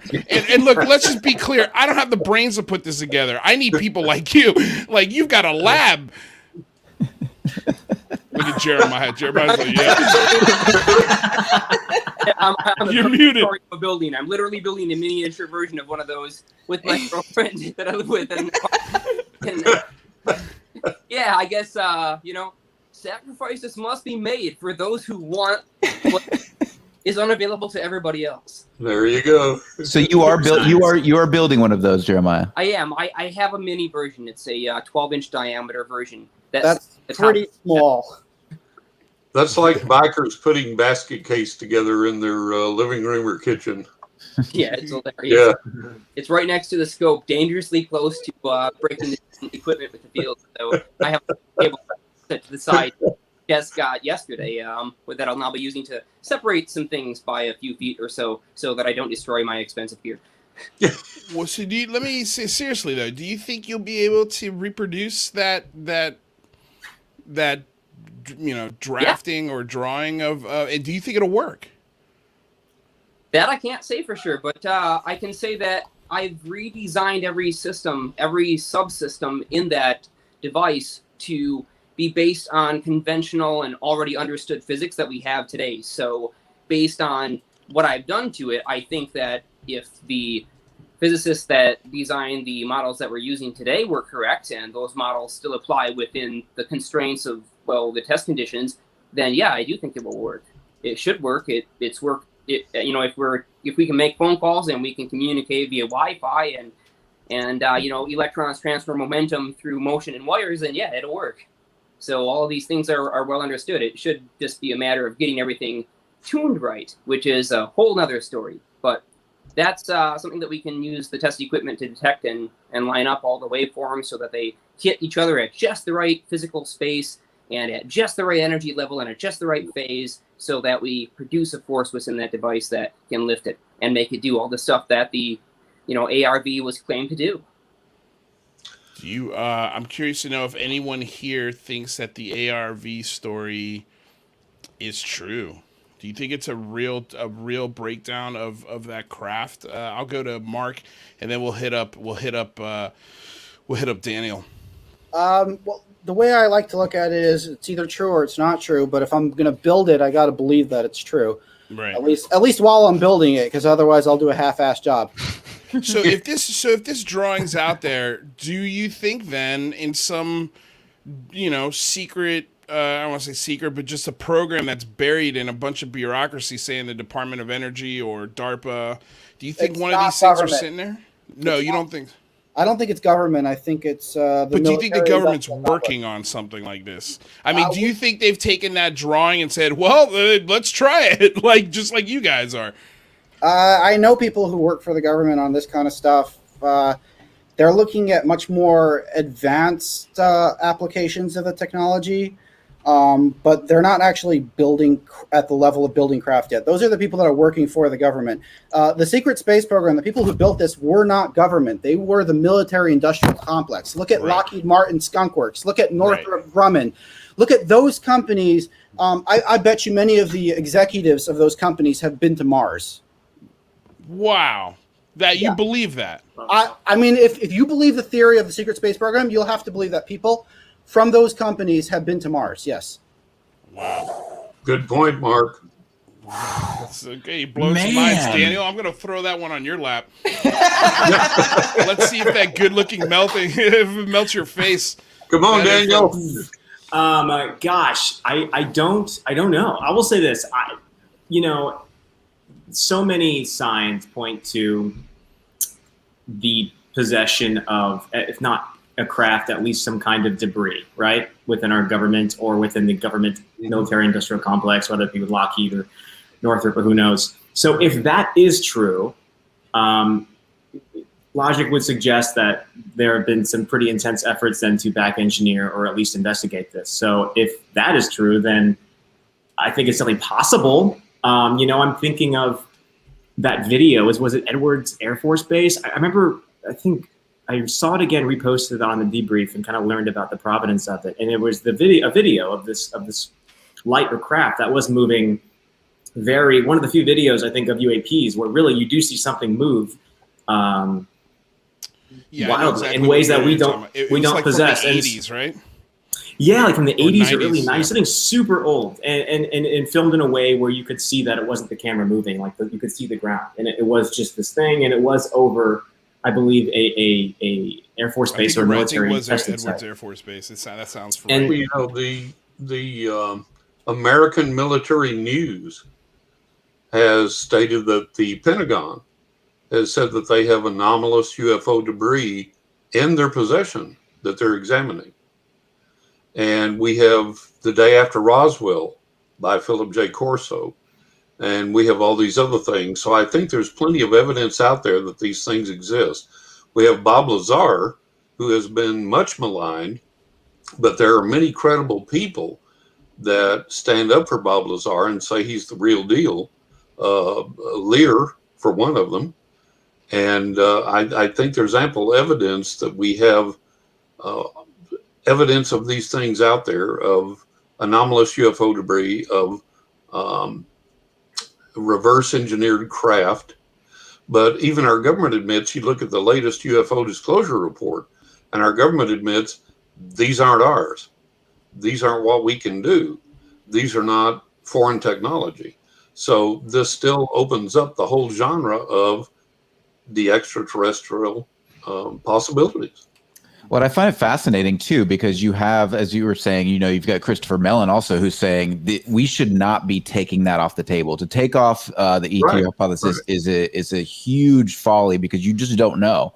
And there are so many threads and so many stories and so many data points that we're still putting together on this entire process that I don't think you can throw it out. And I really appreciate somebody like Mellon standing up and saying that. I want to thank Jean-Francois Charlevoix. Say it again. Jean-Francois Charlevoix. Charlevoix. Thank you so much, Jean-Francois Charlevoix, for the $69.99 donation. I think that, I don't know if that was supposed to go directly to Daniel, but we do appreciate it all the same. Take a shot, Michael. Daniel, Take a shot, Michael. And Chris Spaghetti, Jeremiah Build Tesla Death Ray. Appreciate that, Chris Spaghetti. Yeah, that's it. You have an excellent accent there, Kristen. Well done. Thank you for that. Sometimes. Did we lose? And Jeremiah said something here in the chat about Bob Lazar. He said no Bob Lazar. Jeremiah, if you have something you want to throw in there, feel free to pop back in. And did we lose Mark, or is he just kind of in and out? I think Mark's like setting up his humidifiers and stuff, so he's off camera. So I just took him off there real quick until he comes back. If he comes back, then I'll pop him back on. But yeah, I mean, like I don't, Oh, here's Jeremiah. He has something to say about Lazar. I don't have to say about Lazar. I don't want to get into a Lazar discussion. I will tell you, I work with people who have spent a stupidly ridiculous amount of time, and what would be considered an unhealthy, obsessive amount of time, investigating every last nuance of the Lazar case, down to the court details, getting the records, pulling every piece of information they could possibly find. And so I would say that based on all of that information, and a very long and still currently ongoing investigation of the Lazar case, that no, I don't believe Lazar's story. I think Lazar may have or may not have seen something that he attempted to describe. I do believe that he was told specifically what to say, and that he said it well, and that he had adapted his story along with information that he was fed. It could have been honest. He could have believed what he was saying. I really honestly don't know whether he bought his own story.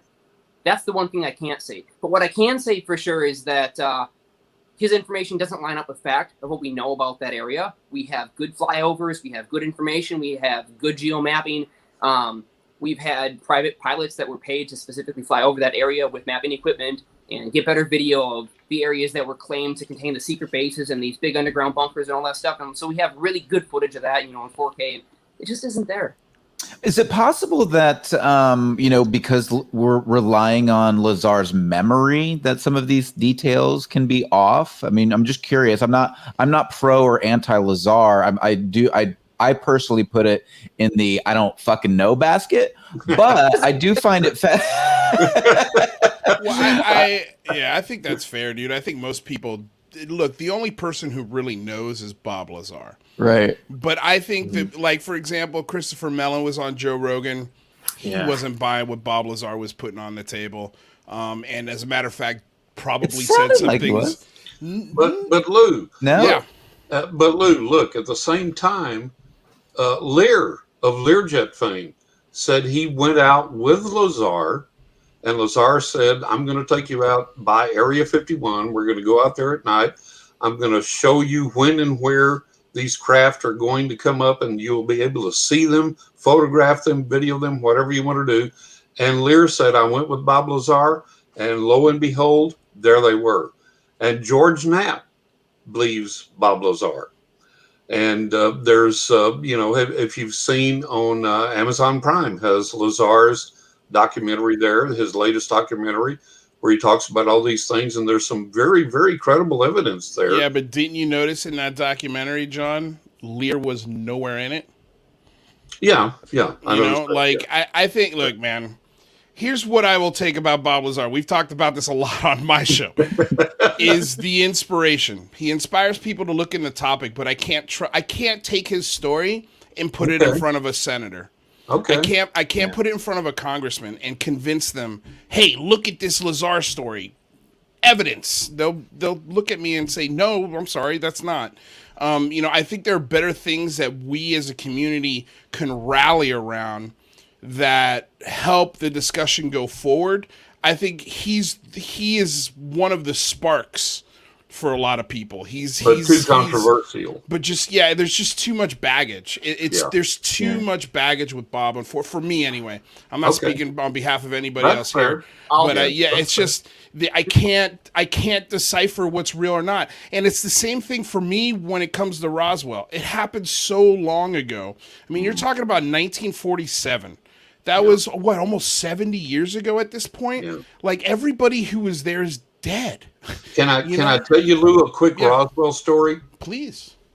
I went to I was doing psychic readings at Alien Encounter 98 in 1998. Mm-hmm. And for those that don't know, I'm a professional psychic, paranormal investigator, and author. I went to Lollapalooza 98.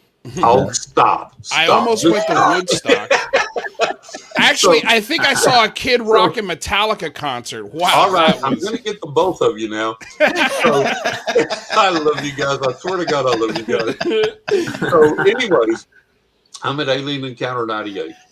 And I have, before the day starts, I go downtown and I say, I've got to see the Roswell UFO Museum, right?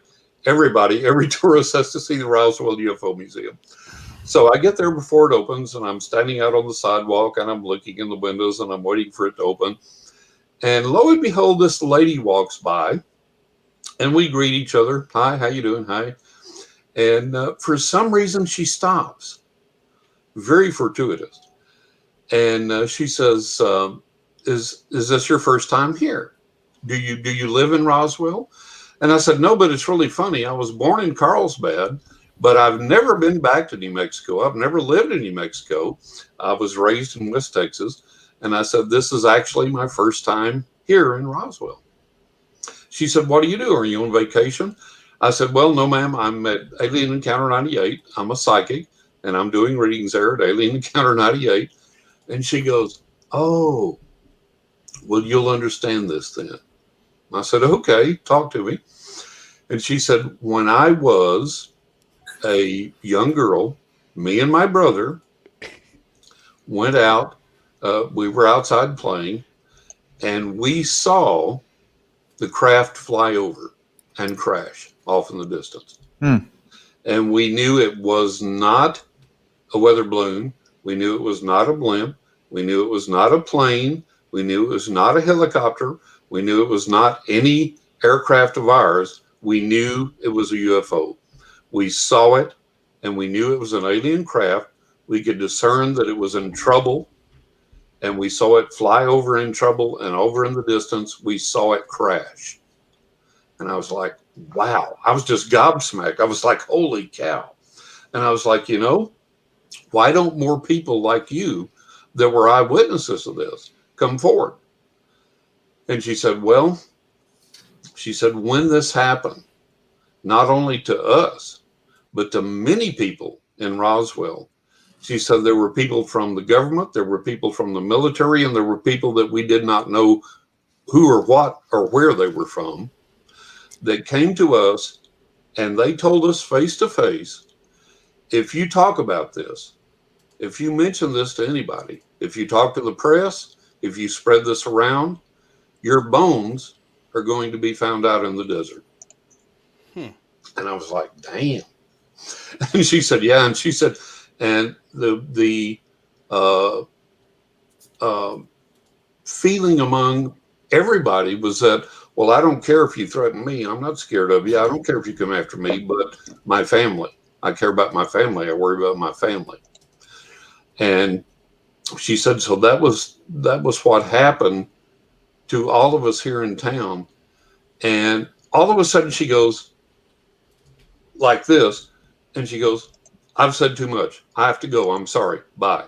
And so the fear was still with her to that day from the threats that her and other people had received. And that's documented. If you read the cases of Roswell and the witnesses, that's documented multiple times that people were threatened with death, threatened with all kinds of things over the situation. So that's one of the things that we look at in this process. Rather, what do you got?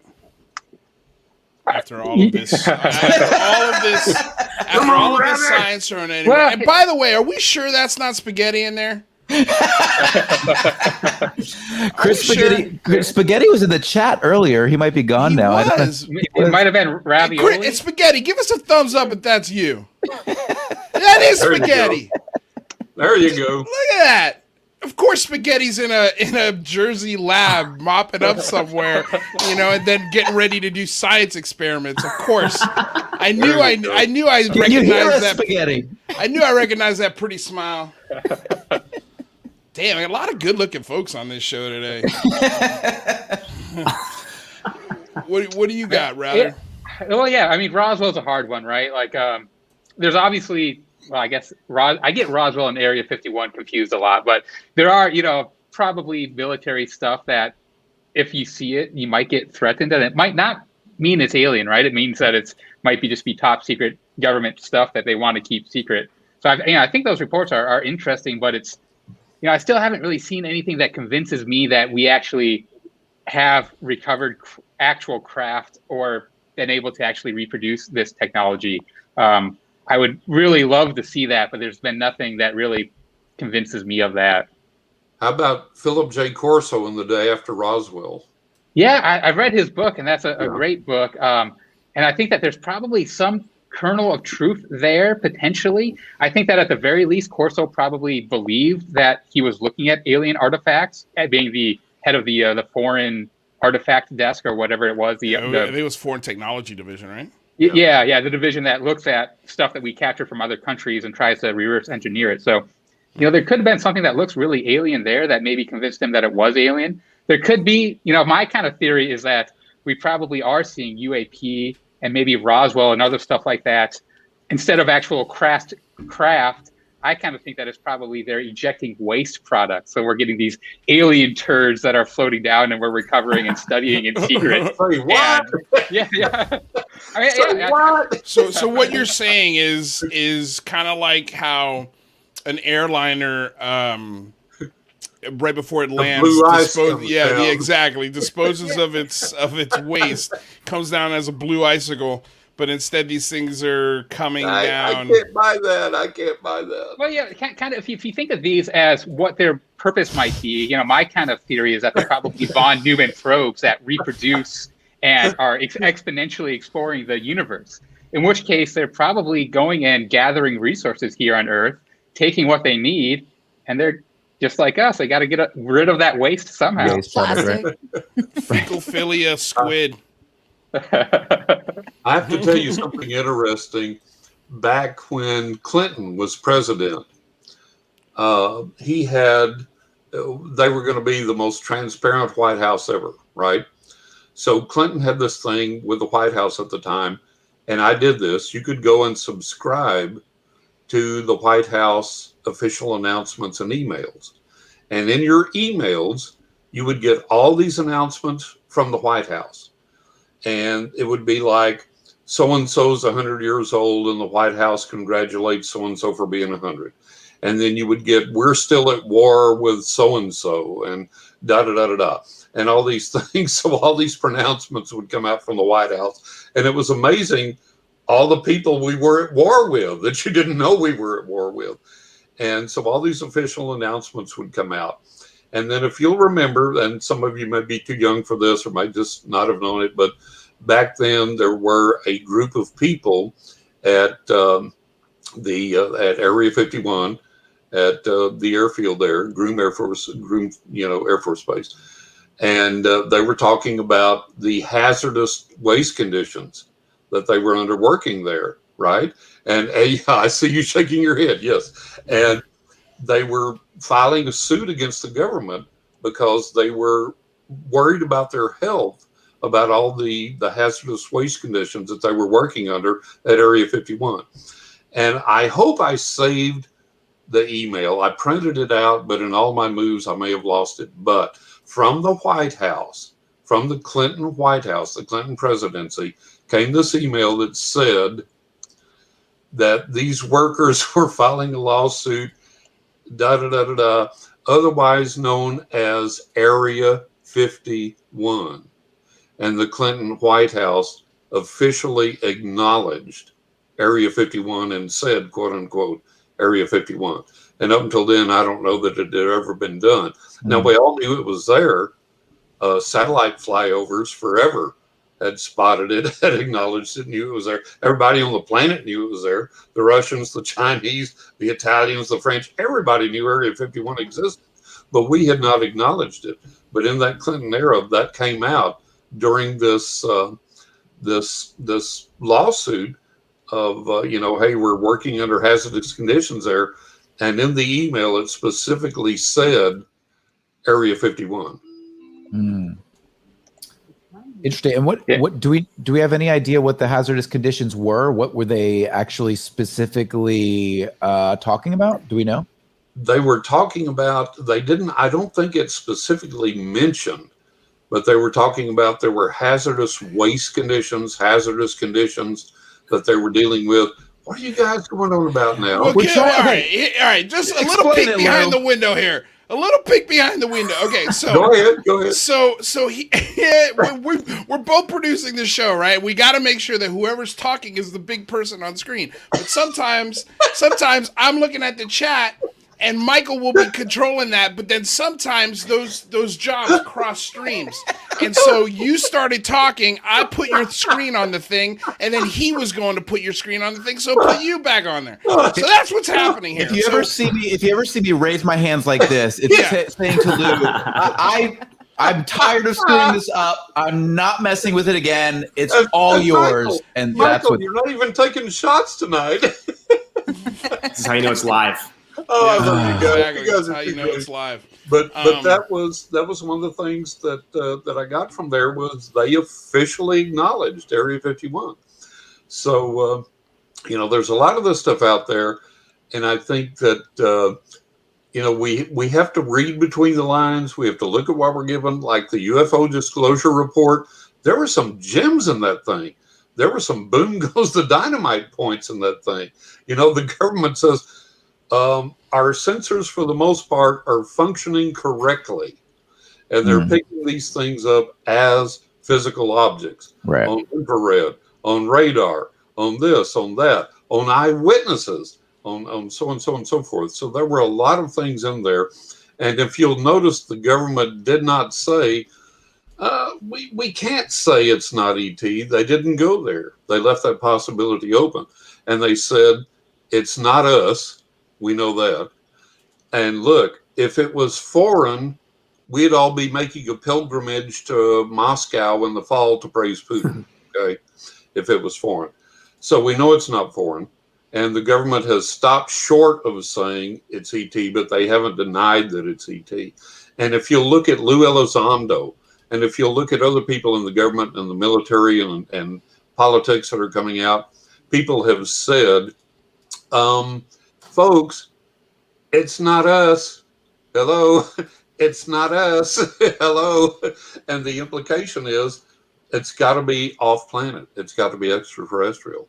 But I thought that you did think that it was us, that we had this technology. Say again?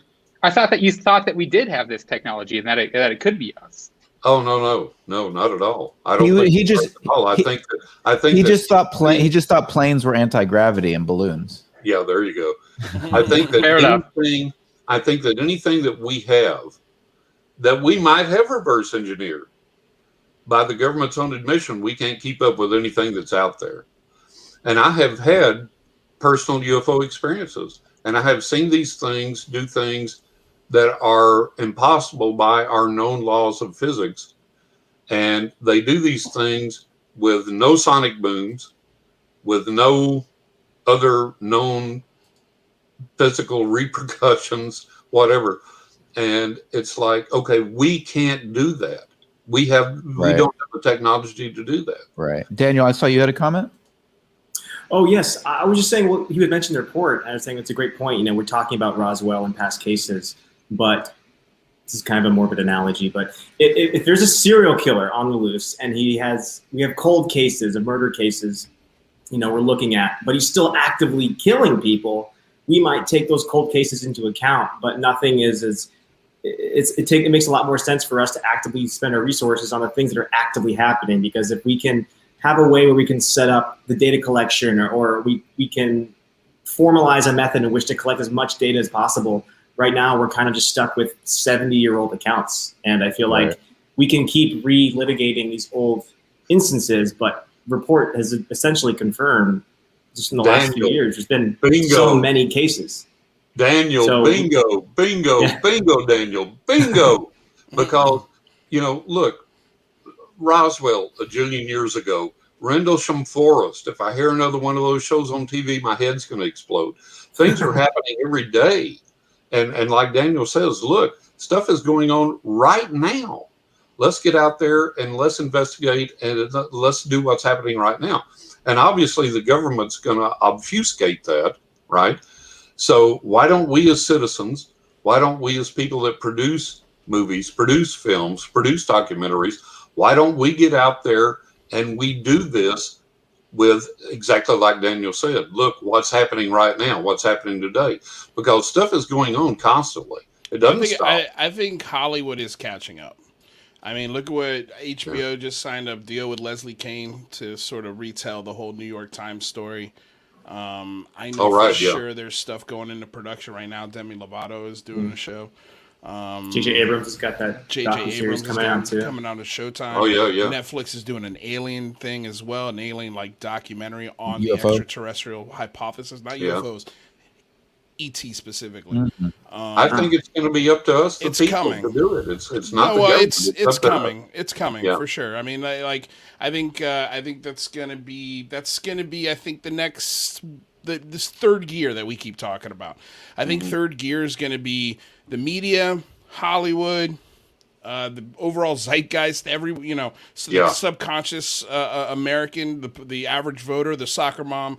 You know, once everybody starts getting on the same page of, okay, this is real. We're talking about a real thing now. This is no longer sci-fi, fantasy, BS. This is like a legitimate, tangible thing.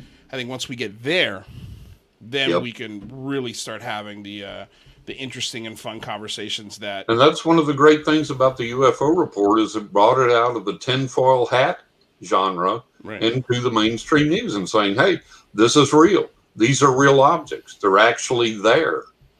And so that brings it into the mainstream and gives everybody the ability to say, okay, let's examine this now. Let's talk about this now. Let's research this now. It's real.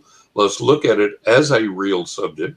We don't know what it is. We don't know what the intentions are, but let's find it out. And I think that's where we go next. Yeah, I think a lot of skeptics have kind of been saying, see, like the report was a nothing burger. But from what I've been seeing, so much of the community I wanted most to really, the scientific community and maybe some within the government that maybe before kind of just shrugged it off are saying, okay, well, where's the data? Which is a great new step. Before they're just saying, there's nothing there. Now they're saying, okay, you said there's something there, well, show me. And that's a great step in the right direction. Absolutely. Absolutely. Well, yeah, and we're even seeing, I mean, like I said, I brought up Chris Mellon before, and he just wrote a pretty extensive blog piece the other day and saying, we could absolutely go all the way back to the 40s, but hey, why not just go back to 2004? Why not dig deep into the Nimitz case, right? For me, one of the reasons that I'm hosting this room is because of that case, right? Yeah. Sure, maybe I heard Bob Lazar, that was interesting and exciting, but the Nimitz case is really where I can go, oh my God, like we have multiple eyes on this thing, multiple sensors on this thing. The anomalous effects of this real craft are extraordinary. Let's focus on that. Let's study that as opposed to rehashing Lazar or rehashing all these other things. I think there's huge value in really approaching what we know now with scientific rigor, and then pushing it forward and saying, how do we study this even more? How do we get the military to start bringing in the scientists? How do we get NASA more involved? How do we ensure that the scientists are getting the classified data within NASA? And then, in addition, let's study this thing outside of the USG. Let's get it out of the military-industrial complex. Beyond that, corporate entities, I mean, it's very, very possible that they know far more than even the government does. They're just waiting to figure out how to make the most money on it before they tell people about it. That's true. And to what extent have some of these government entities who are, subcontractors of the Department of Energy, to what extent has some of this stuff been compartmentalized, and the current Congress and the current Senate have no idea what they have? That's the thing that baffles my mind. It's not even the current Congress. Yeah. It's the last probably 30 years worth of Congress and Senate and senators going through the system, because look, but isn't that because they are working for the corporate entities who wanted to be up there in the first place? Like they were getting paid. They're on the payroll for sure. And that's part of it. But I also think it's part of it is if you're a corporate entity, part of the military industrial complex, and somebody's hounding you for something, you can just delay 4 years, 8 years, oh, we almost just got it to you. Sorry, you're on your way out. I guess nobody's asking for it now, so let's bury it. Yeah. Right. Michael, look, I agree with you, Michael, because it's like, you're saying don't go back so far. And I'm like, look, how about 2021? We have stuff happening every day right now. Let's examine that. Let's deal with that. And I go back again to my argument, which I've made before, which is the government has to friggin' know, because look, back during the SR-71 Blackbird era, okay, I saw a documentary on TV where a former CIA head said during the Blackbird era, the Blackbird flew in subspace at a speed that no rocket, no missile, no plane, nothing could catch, okay? And a former CIA head said during the Blackbird era, the Blackbird could fly over a golf green, a putting green, and you could have two golf balls there a couple of feet apart. And the Blackbird could take a picture from subspace at speed. And when you develop that picture, you could read which one was a Titleist and which one was a McGregor. Now, that's decades and decades and decades old technology. So you're telling me that the government doesn't know what these things are, or have an inkling, or have clear pictures, or have clear video, or whatever? Come on. It's ridiculous. We have to know that some faction, deep state, deep government, whatever you want to call it, black budget, whatever, there's some faction of the government that has to know something. And that's what we have to press to get out. And it's so frustrating, because if they don't have clear pictures, knowing that is something too, right? Like they can, they should either tell us, yes, we have these photos, we can't tell you what exactly they are, or they should say, no, we actually don't have any photos, where they're elusive or not able to capture them. I don't see what either of those answers what it would leak about means and methods. You know, come on, Exactly. they got to give us that. Exactly. Yeah. Good point. Well, I mean, I kind of agree with you guys. Like, I would of course love to see stuff from 2021, but I just don't think like they're not going to reveal that process. I don't think to get that data means they have to reveal some part of the process of how they got the data. And I just don't think they're interested in that. And I think that's maybe why you're seeing this push a little bit from Christopher Mellon saying, and even Lou Elizondo pointing to these historical facts from the 40s where it's just like, look at these things have been around for decades. Like, and I think there's something there to go back into those records because those things shouldn't be classified anymore. What were you going to say, rather? No. Well, Lou Elizondo has said that there are video evidence that is incredibly clear. I forget the exact words, but it was essentially to that effect. Yeah. Why can't the government, the task force, say that, just that we have evidence of these objects that is incredibly clear? We can't show you it, but we have it. Well, or tell us that we don't have it. Do you think the task force has the authority to do that? I mean, I don't see why not. What means and methods would that give away? Just saying that we have pictures of these and we can't show you. No, it's but what I mean is I don't think the task force can just say that. I think they have to have the permission of the Department of Defense. That's like saying that has to go through a whole bunch of channels. And I have a feeling, I bet that conversation was being had, but it's probably getting stopped at that whatever level. And that's why what the IG is looking into is where's this information stopping? Where's it being held up?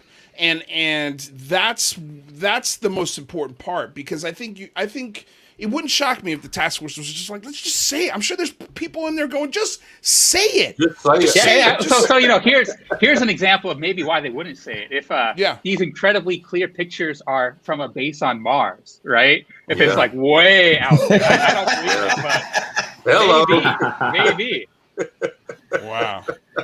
This stuff is so tough, right? Because, there's this line of folks who are passionate about the fantastic possibilities, right? You think of, you think of, what's his name? The father of the Israeli space program. What's his name? Yeah, who came out and said, we are absolutely in contact with the Federation. They are absolutely, but he also on said Mars. that he didn't see any firsthand evidence of that. Those are things he's well, heard. look, Uri Geller. Uri Geller just came out and said we're in contact with ETs on his Twitter account. Uri Geller just said that. Right, but how do you? This is the thing, though, because you got Uri Geller, and like, how many people have attempted to debunk Uri Geller, right? And so I'm not going to stand here and say whether or not Uri Geller is legitimate, but what I can say is that what Lou was saying earlier, you can't take that shit to Congress. You can't take that shit to the American people. Yeah, well, I'm definitely not taking.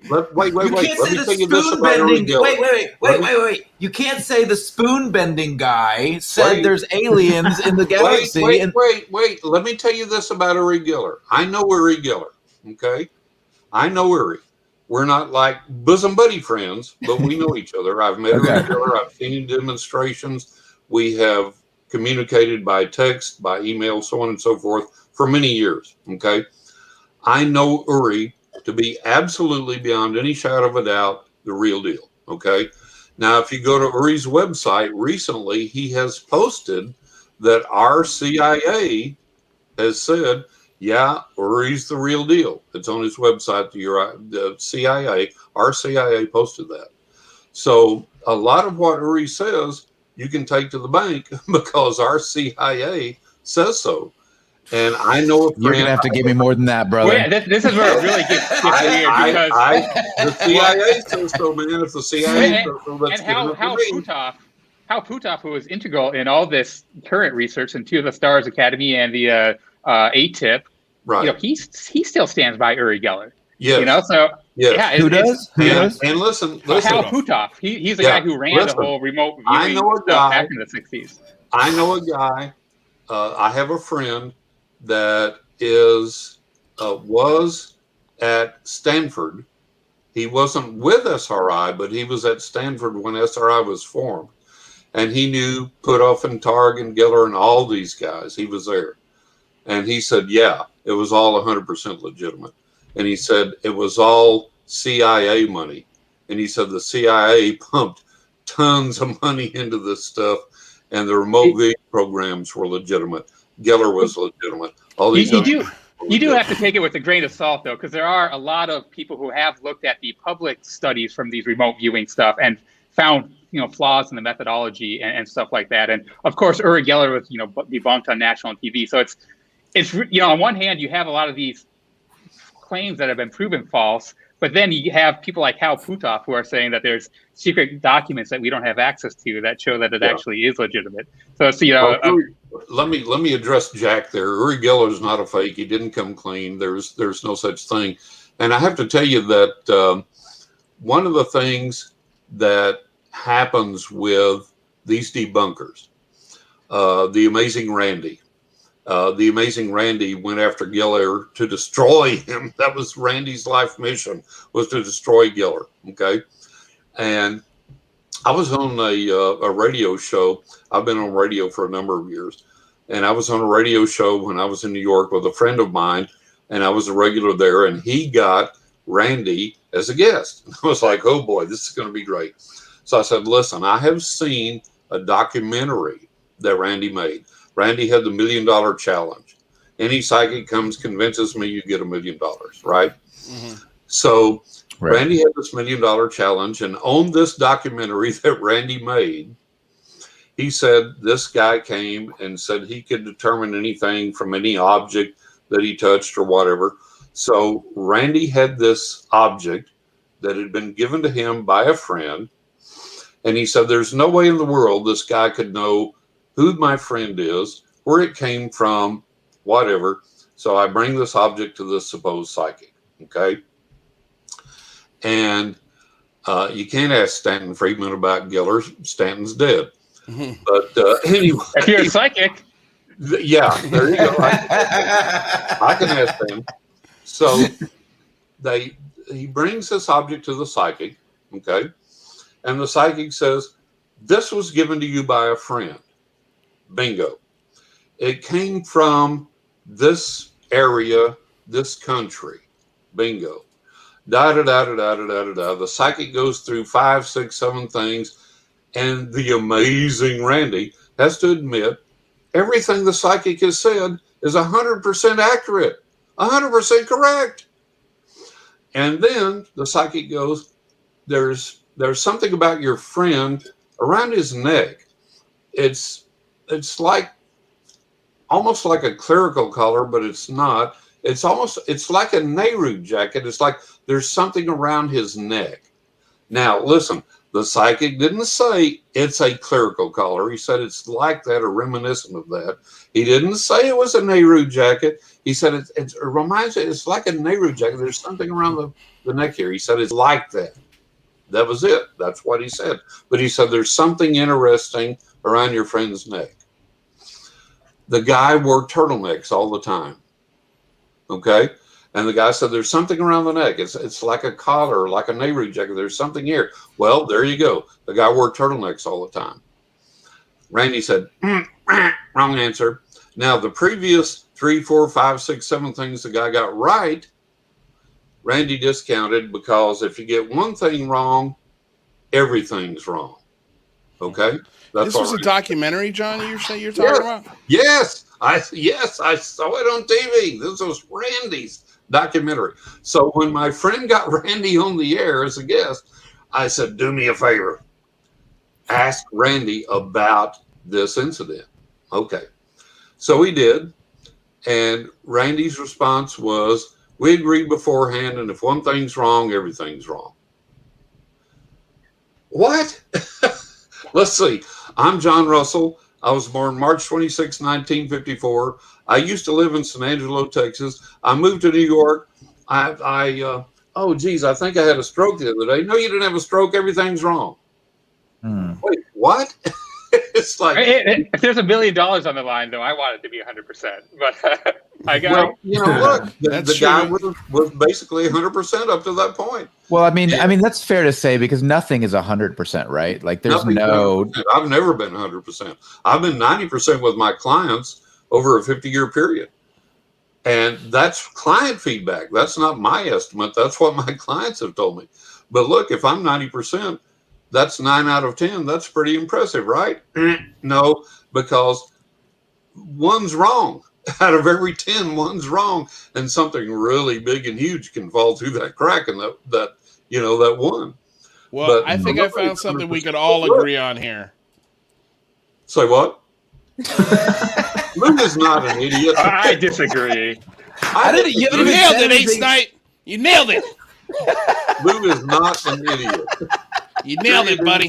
Lou is not an idiot. You haven't even said anything like 10 minutes. I don't know. Well, you know what I need? I need a link to this documentary. I'd love to see this because if what you're saying is true, that's pretty a long wild. time ago, and I don't know if I can find it, but I saw the entire thing, and it was just so amazing to see Randy say, "Okay, this was right.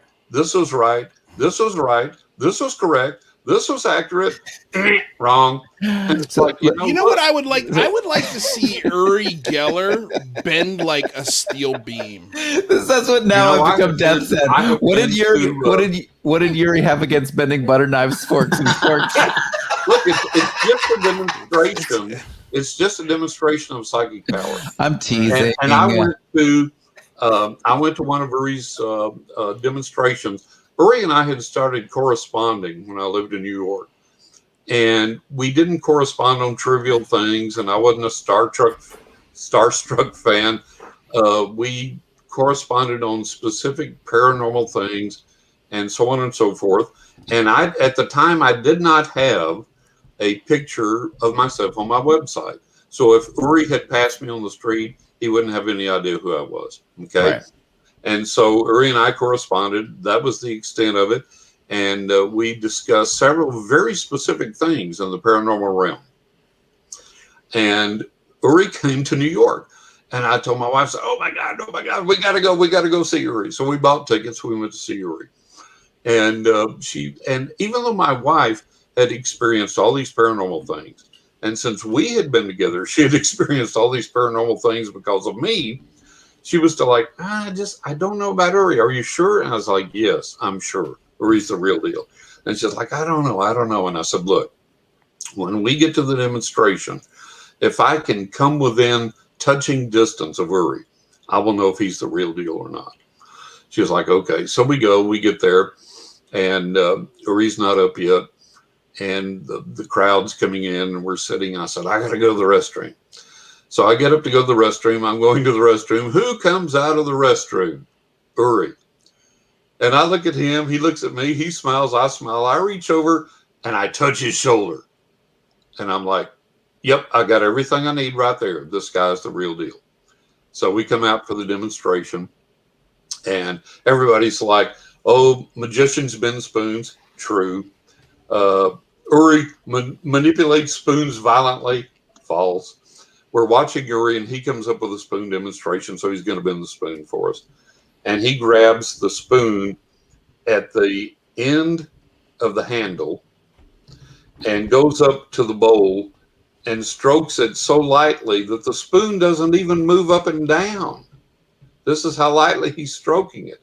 And it starts to bend, and as it does, he raises his finger up off the spoon and just strokes in the air above it, and the spoon continues to bend. He puts it down. And the great thing about the demonstration is tons of people in the audience jump up all of a sudden and bring their spoons out and they go, Uri, look, I bent this. And tons of people had bent their spoons. Now, I have done psychokinetic things. I've made things move. I've done all this stuff. And so I know it's real. So all these people had done this. So the demonstration was absolutely real, absolutely convincing, absolutely unlike anything the critics describe that Uri does. And then, so when we get through spaced out radio, the woo-woo. So when we get through and Uri's done with his demonstration, we have a book signed. I want to get a book signed. I bought one of his books, and Uri's signing autographs. So we go up, we're standing in line, and I come up to Uri. And I hand him my book. Uri looks up at me, and he goes, we know each other. And I go, yeah. And he goes, no, wait. He said, we have emailed each other both by snail mail and by email? And I said, yes. And he said, we have discussed very specific things regarding the psychic realm, the paranormal realm, several other things. You and I, we have discussed very specific things together. I said, yes, we have. I have the emails. I have the snail mails. I have the emails. I have all the correspondence. And so he's the real deal. He didn't know me from Adam, but when I came up to get my book signed, he knew that, and that was indeed the case. So Uri is the real deal. The CIA, our CIA, says Uri is the real deal. So my experience in the CIA affirmation is enough for me. I will say this about Uri Geller. For some reason, he's been popping a lot in my feed lately. I think I know why, but I recently saw one of his videos. He built, or had somebody make this for him, a throne just like out of Game of Thrones, but instead of swords, it's spoons. I don't know. Listen. Uri is... Listen up, Lou. Uri is a showman. Uri has figured out how to take what he does, which is legitimate, and make a living out of it. And he's been a TV star. He's been a movie star. He's been on TV. He's had shows. He's done all these things. He has figured out how to take what he does and make a fortune out of it. Right, but you know what I want to see him do, John? Honestly, to convince me. And I'm not saying your experience is not valid or what happened, isn't true. Right. If you've got a YouTube channel, get a piece of rebarb and bend that. Bend that without any edits. Bend something that's not a spoon. Not easy to bend. Yeah, it's not easy to bend. I've met a couple magicians, and they definitely have that same personality, or you would say illusionists, right? And I've had them sit with me before and start taking out my floral tools and like showing me what they could do with this or how they could make this look like that. Sure. Yeah. I just want to say a young Uri Geller. A magician can do it doesn't mean that it's fake. A young Uri Geller he's a pretty handsome guy. He looks a lot like Daniel, actually, if you pull up that picture. Can we get it side by side? I posted a pic in the chat. I think we should do a side by side. Hold on. Let me get the proper. There you go. Daniel, we're coming after you, bud. Hold on. I'm almost there. I need to get my spoons.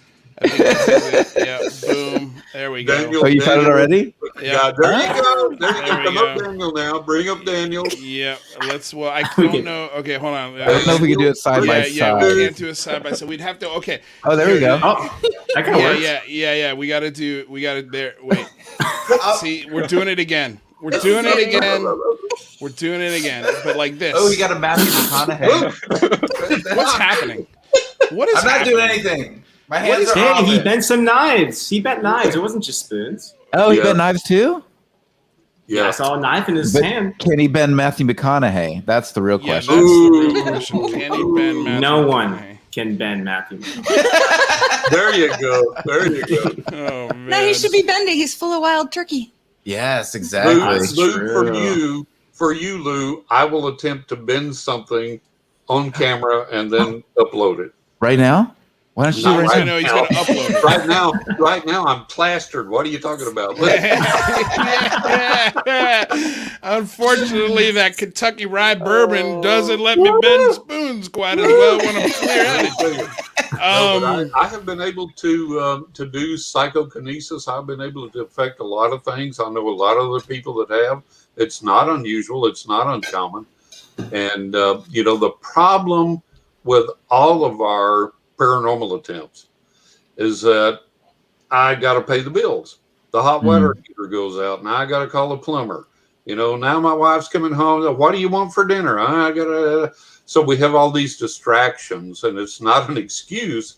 It's a difficulty. It's a problem. It's a reality. It's a reality. And there is a paranormal reality, but it takes a lot of time, a lot of effort, a lot of energy to manifest that and to get there. Now, I'm fortunate with my readings, with my clients and things. My psychic gift is constantly on. It's never off. So if anybody says, hey, read me, do this, do that, that's always there. But to do physical things, paranormal things, psychokinetic things, that takes some connection, some, ramping it up and getting there to do that. And it is possible. I've done it. But for me, it's not like an everyday type thing, an easy thing. Yeah. Well, we appreciate it. That sounds like. Are you Oscar? I think Lou's Oscaring I'm Oscaring us. the show. It's We've Oscaring the entire show. Thank you guys so much for joining the Singularity this evening, where we got a bit weirder than usual. But we know that. We love it. We love it here at the Singularity Lab. We're always willing to get weird. Happy to get down with that. Thank you so much for joining us today, everyone. For those of you who missed it earlier, we had Mark Sokol on earlier, and we hope to have him back again. He's actually got. He's an anti-gravity experimenter and looking to create the first anti-gravity aircraft. But he was dealing with that all day. So he was dealing with this. I mean, he was dealing with this and still stopped by. Yet he still popped in. Yeah. Amazing. Cool. Yeah, really cool. So thank you so much for joining us today. We got Rather Be Squidding. Let's throw Rather up on the screen. Let's make sure everybody knows. Rather. I do. So for those of you who don't know, Rather has an amazing YouTube channel. If you're interested in the fringe, if you're interested in science, if you're interested in technology, and you want to look at it through a skeptical point of view, you might want to follow Rather Be Squidding. All you got to do, Rather, where can they find you on Twitter as well? At Be Squidding. Search me for Rather Be Squidding on YouTube.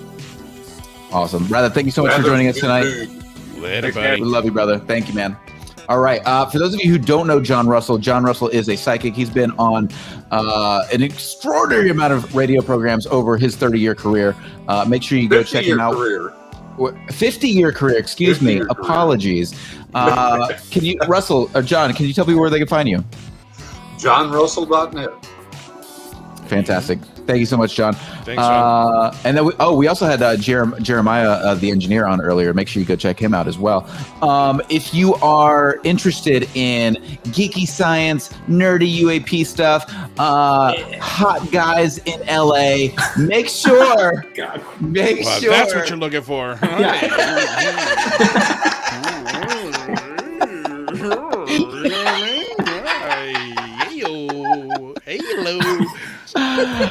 You found the right guy, Daniel Miller, at SICCOP1. Can you explain your Twitter handle for us real quick? It's just so I was anonymous and I knew people were going to maybe think I'm a psych op, like a psyop. So, but psyop is taken, so I took psych op instead. You took psych. So was psych op taken, so I had to add the one.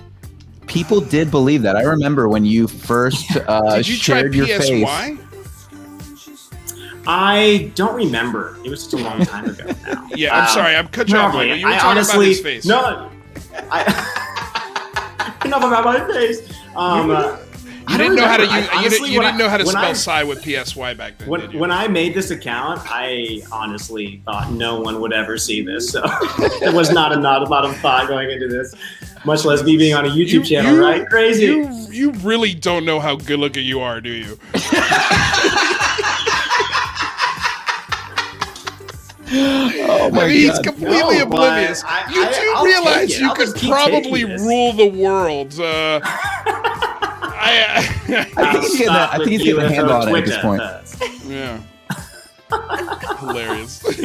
All right, Daniel, thank you so much for joining us today. We really appreciate it. We're going to have you back as a panelist more often. And so, again, thank you so much for joining us today. Make sure you follow Daniel on Twitter. Thanks, buddy. Yes, Later, brother. Thanks, guys. I wonder, let's see real quick. Mark, are you there? Spaghetti? He just left it on. Mark? There he is. There he is. All right, Mark. Jon Snow, do us a favor.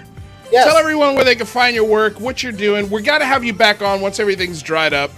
Yeah, I would love to get back on. Yeah.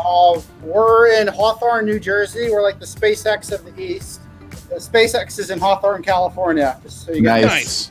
And if you want to help out in the lab, we had a couple guys, local dudes who come by and help, and they really pitched in. Here's Tom Butler over here. Yeah, so bring him in. Kicked ass. I saw you guys working with mobs back there the whole time, man. Where's Spaghetti? Spaghetti actually just stepped out. Oh. Yeah, he works for like a furniture company. He's wiped right now. Yeah. Yeah. Dude, Lou was like, "That's fucking spaghetti. That's Chris fucking spaghetti." I was like, "It's not spaghetti. All black people don't look the same, Lou. Stop." Yeah, I was honestly very, very scared about what I was saying, but I'm like, dude, what other black guy is sitting in a lab right now other than spaghetti? You know?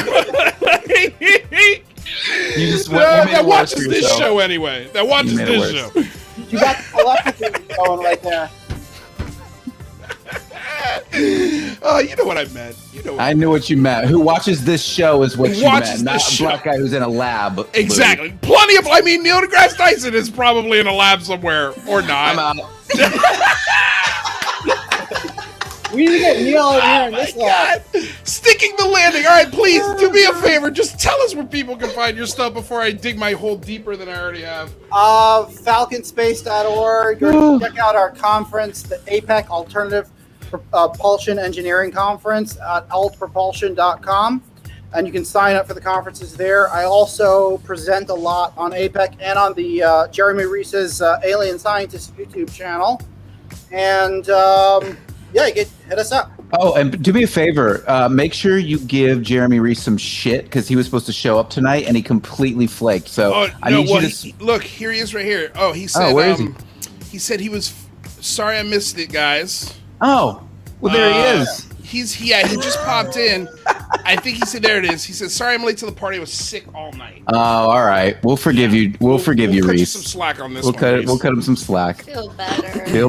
Feel better, Reese. Actually, me and Jeremy and Jeremiah are planning to head out to Tesla Tech this August. And strangely enough, they gave me a speaking slot on Friday the 13th at 1300 hours to talk about our lab results. Mark, Don't go. Don't go. Stay home. Stay home. Oh, that wasn't even the craziest one. The first in-person speech I gave was on February 2nd, 2020. That's 02/02/2020. It's like the 2020 of 2020. Wow. And it gets crazier. It's supposed to start at 2 p.m., but the guy who was given the next speech wanted to give an intro, so we started at 2:20. Wow. You know what? No wonder why your whole lab is flooded right now. I could blame this on Elsa, actually. Exactly. Well, I mean, yeah, man, we appreciate you stopping by and honestly giving us your time and in the circumstances that you're under. So seriously, yeah, really, man. It was a real great pleasure, and we got to get you and Jeremiah and just let them have the whole hour, so we can get just the two of those guys to really sort of dive into what's going down. That would be a lot of fun. Yeah, me and Jeremiah have been through a lot. We've done a lot of experiments here at the Hawthorne lab, and we literally built up this lab. There was a period when this was not a lab. This was like a bedroom we were actually sleeping in, and the lab was out there. So we built this up from nothing and really come a very long way in a very short amount of time to try to figure out this enigma that is, how these craft operate, how they freaking travel interstellar. I'll just leave it off with one interesting thought. Einstein said, nothing can travel faster than the speed of light. If you rephrase that, he said the only thing that can travel faster than the speed of light is nothing. So first we need to achieve nothing. We need to make the craft weigh nothing via dynamic nuclear orientation, and then we can travel faster than the speed of light. Oh, that's almost Buddhist. That's almost like, yes. What is Buddhist, though? Buddhist is it's a science of spirituality. Buddhism is all about science. And nothingness. And being nothing, completely detaching from the physical reality. And so what is more detached from the physical reality? Nothing. Nothing. Physical reality doesn't really exist, but that's another conversation in quantum mechanics. We're definitely going to have you back, Mr. Mark Sokol, because this is a conversation I'm very interested in having with you. Thank you so much for joining us today, brother. It's fantastic, amazing that you were able to pop in. I know it's been tough on you, and just your dedication to show up even amidst a flood is huge. I can show you a quick tour of the lab right now. We got all the water out. There's a little bit of silt. Can you wait? Can you get them? Can you get them at the same time? Can you get them next to each other simultaneously? There we go. Okay, so here. Let me do this. That's basically where the water was the highest in the lab. So over here we have this is a 3D printer. We're in the middle of printing a. This is made out of iron. It's an iron PLA mix, and we're using this to orient the magnetic field inside this massive electromagnet over here. And we have this laser contraption set up right now. Oh shit! To basically figure out what the shape of the magnetic field is, and we figured out that it would need a correction in this kind of shape in order to become more homogeneous for the experiment. Wow. Over here, we got a couple power supplies and signal generators, signal analyzers. Over here, this is the big cadoodle. This is a klystron attached to a whole bunch of different waveguides, ending off in that. This is the test chamber where all the action is going to happen. And you see this plate over here can be moved in and out, sort of control it, and get the sample perfectly in tune. The sample will sit inside this chamber, and the chamber will sit inside the electromagnet. And that's how we're doing 𝐒𝐓𝐀𝐘. This is all going to take place inside this Faraday cage over here, which is for safety purposes. Wait, hold on. We need you. Why? How do we get you back on the screen? There we go. We're back. Okay, we're following.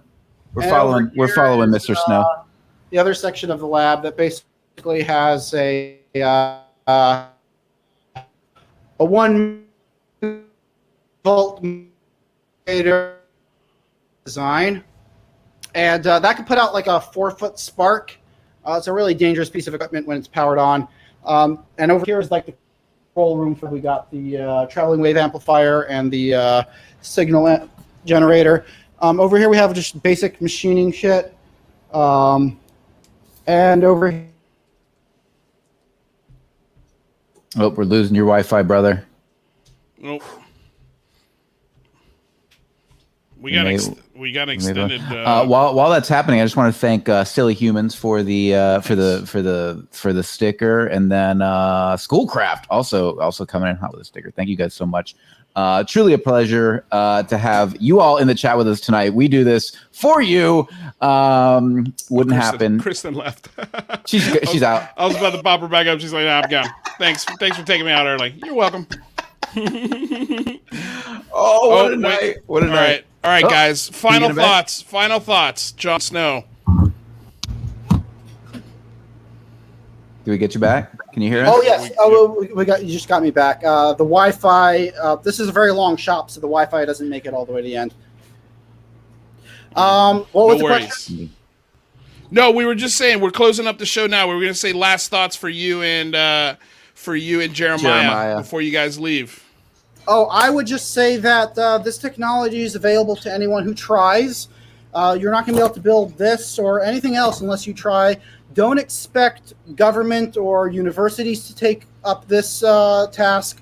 The Mansfield Amendment from 1972 basically got rid of all that, forbidding any money to be put on fringe science, what they consider fringe science. And this is fringe science, and you can't move science forward without going to the fringe. Thank you. What was it? A candle maker didn't make the light bulb, my friends. Yep, exactly. That's right. Exactly. All right, Jeremiah. Down. That means we're getting serious. I love it. Jeremiah, do you want to say any final words, my friend? Yeah, if it doesn't agree with experiments, it's wrong. Woo! Screw your PhD. If it doesn't agree with the experiment, it's wrong. Richard Feynman. So says Jon Snow.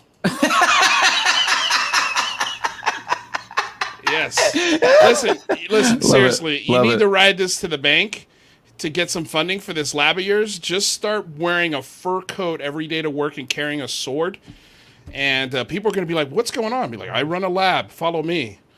Why do you need money for a lab? You need equipment. Well, to buy equipment. Well, some of the equipment we found for free. Field help. All I'm saying is, don't be surprised if someone follows you with a gold chest and puts it at your door. Yeah, I wouldn't be surprised at all. But actually, what we really need is people to physically help out. People like Tom, people like Chris Spaghetti who come down there actually help out. That is actually what we need. And we need competent engineers, people who are super interested in this shit, that are ready to learn. That's a lot more helpful than all the money in the world. So and Jeremiah is muted. what you're saying is you need an army. And that's what we need. Skilled help. You see what I'm getting at, right, Mark? Army of engineers. That There you know go. stuff that want to work on this type of technology. Okay, so it is in the fringe. It's not outside of the scope of known physics, but to get somebody to put their reputation forward publicly is one thing. Just even finding people to come into the lab to help out with basic experiments or to be a witness to an experiment, because in many of these cases, you'd want a second witness, especially somebody who knows calibration or knows the equipment or knows how to run the parameters to verify that you're not getting false positives. And so that's one of the reasons why Mark and I have teamed up in the past. I have 8.5 years in calibration experience, so I can spot false positives pretty quickly, and we have a lot of qualified people on the team. It's just getting people to the same location to do one experiment and getting that experiment to the readiness point where it's worthwhile to have everybody down is a complicated endeavor with all the pandemic stuff going on. So I don't want to talk really about any of that, but you guys know. We definitely. Dude, you guys are fucking awesome. You guys are fucking awesome. Keep doing what you're doing. Thank you for doing what you're doing. Thank you for playing in the sandbox, in the fringe, and and one of the other thing that I really appreciate is that you're all about the experiment. It's all about the facts. It's all about the data. It's all about the truth. Yes, you're playing in the fringe sandbox, but you're looking for the truth. And so I appreciate you for that. We salute you. Lou salutes you. That's an analog scale. All right, yeah, we can't get into analog scales now, guys. We're already 20 minutes over schedule here. We gotta come back. We gotta come back to the analog scales next time. Well, I'll just say this: screw digital. Oh, fair, yeah, especially when solar flares go down, or the frost. One or the other. Or the frost. Frost. Winter is coming, gentlemen. John. Winter is I coming. think summer is coming, and it's going to be hot. He does not want anything to do with this Jon Snow reference. I feel like you're Jon Snowing us putting this on you. Like he's fighting an army of ice zombies. He's saying, "No, leave me out of this." But I'm sorry, the people have spoken, man. The people have spoken. Take care, guys. Thank you, brother. very much. Later, my dudes. Thanks, Mark. Bye-bye. Whew, that was fun, man. That was so much fun. I was honestly because we thought we lost them for the whole show. We didn't even think we were going to get them. That was like, it was. They were not supposed to be here. That's why we had 15 people in the show, because for 4 hours, Michael was like, I need somebody for the first hour. I need somebody to fill this first hour. Alien scientist Jeremy was sick. He didn't get back. So we're just like, I think what happened is everybody said yes. And then they came back on. It was like, oh man. But it was fun. It ended up being fun. But you know what? All of our listeners showed up. All of our subscribers showed up. You guys are amazing. If you haven't subscribed to the channel, make sure you do so now. We got an amazing show at the Unidentified Celebrity Review tomorrow. So make sure you check us over there. Do you want anything else you want to say about that? 𝐒𝐔𝐁𝐄, Jamarl Thomas. Need I say more? No. Just show up. It's going to be fun. It's going to be great. All right, brother. All right, man. Well, good show. Whew. Sometimes you get too many balls to juggle. 2 days in a row that we had curveballs thrown at us, and we still had a fucking blast, right? Yeah, I did. Yeah. Did you guys have fun out there? In the Chatterverse, you guys have fun? Well, I was gonna say, who? I was gonna say, nope, she's no longer here. I was gonna cut to Kristen's chair and be like, she had a blast. Oh, where is her chair? Did she take it offline?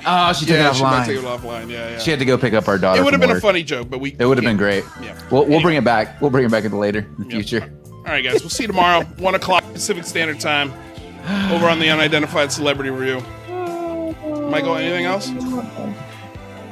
I got nothing, brother. Thank you, guys. It's all about you. It's all about the Chatterverse.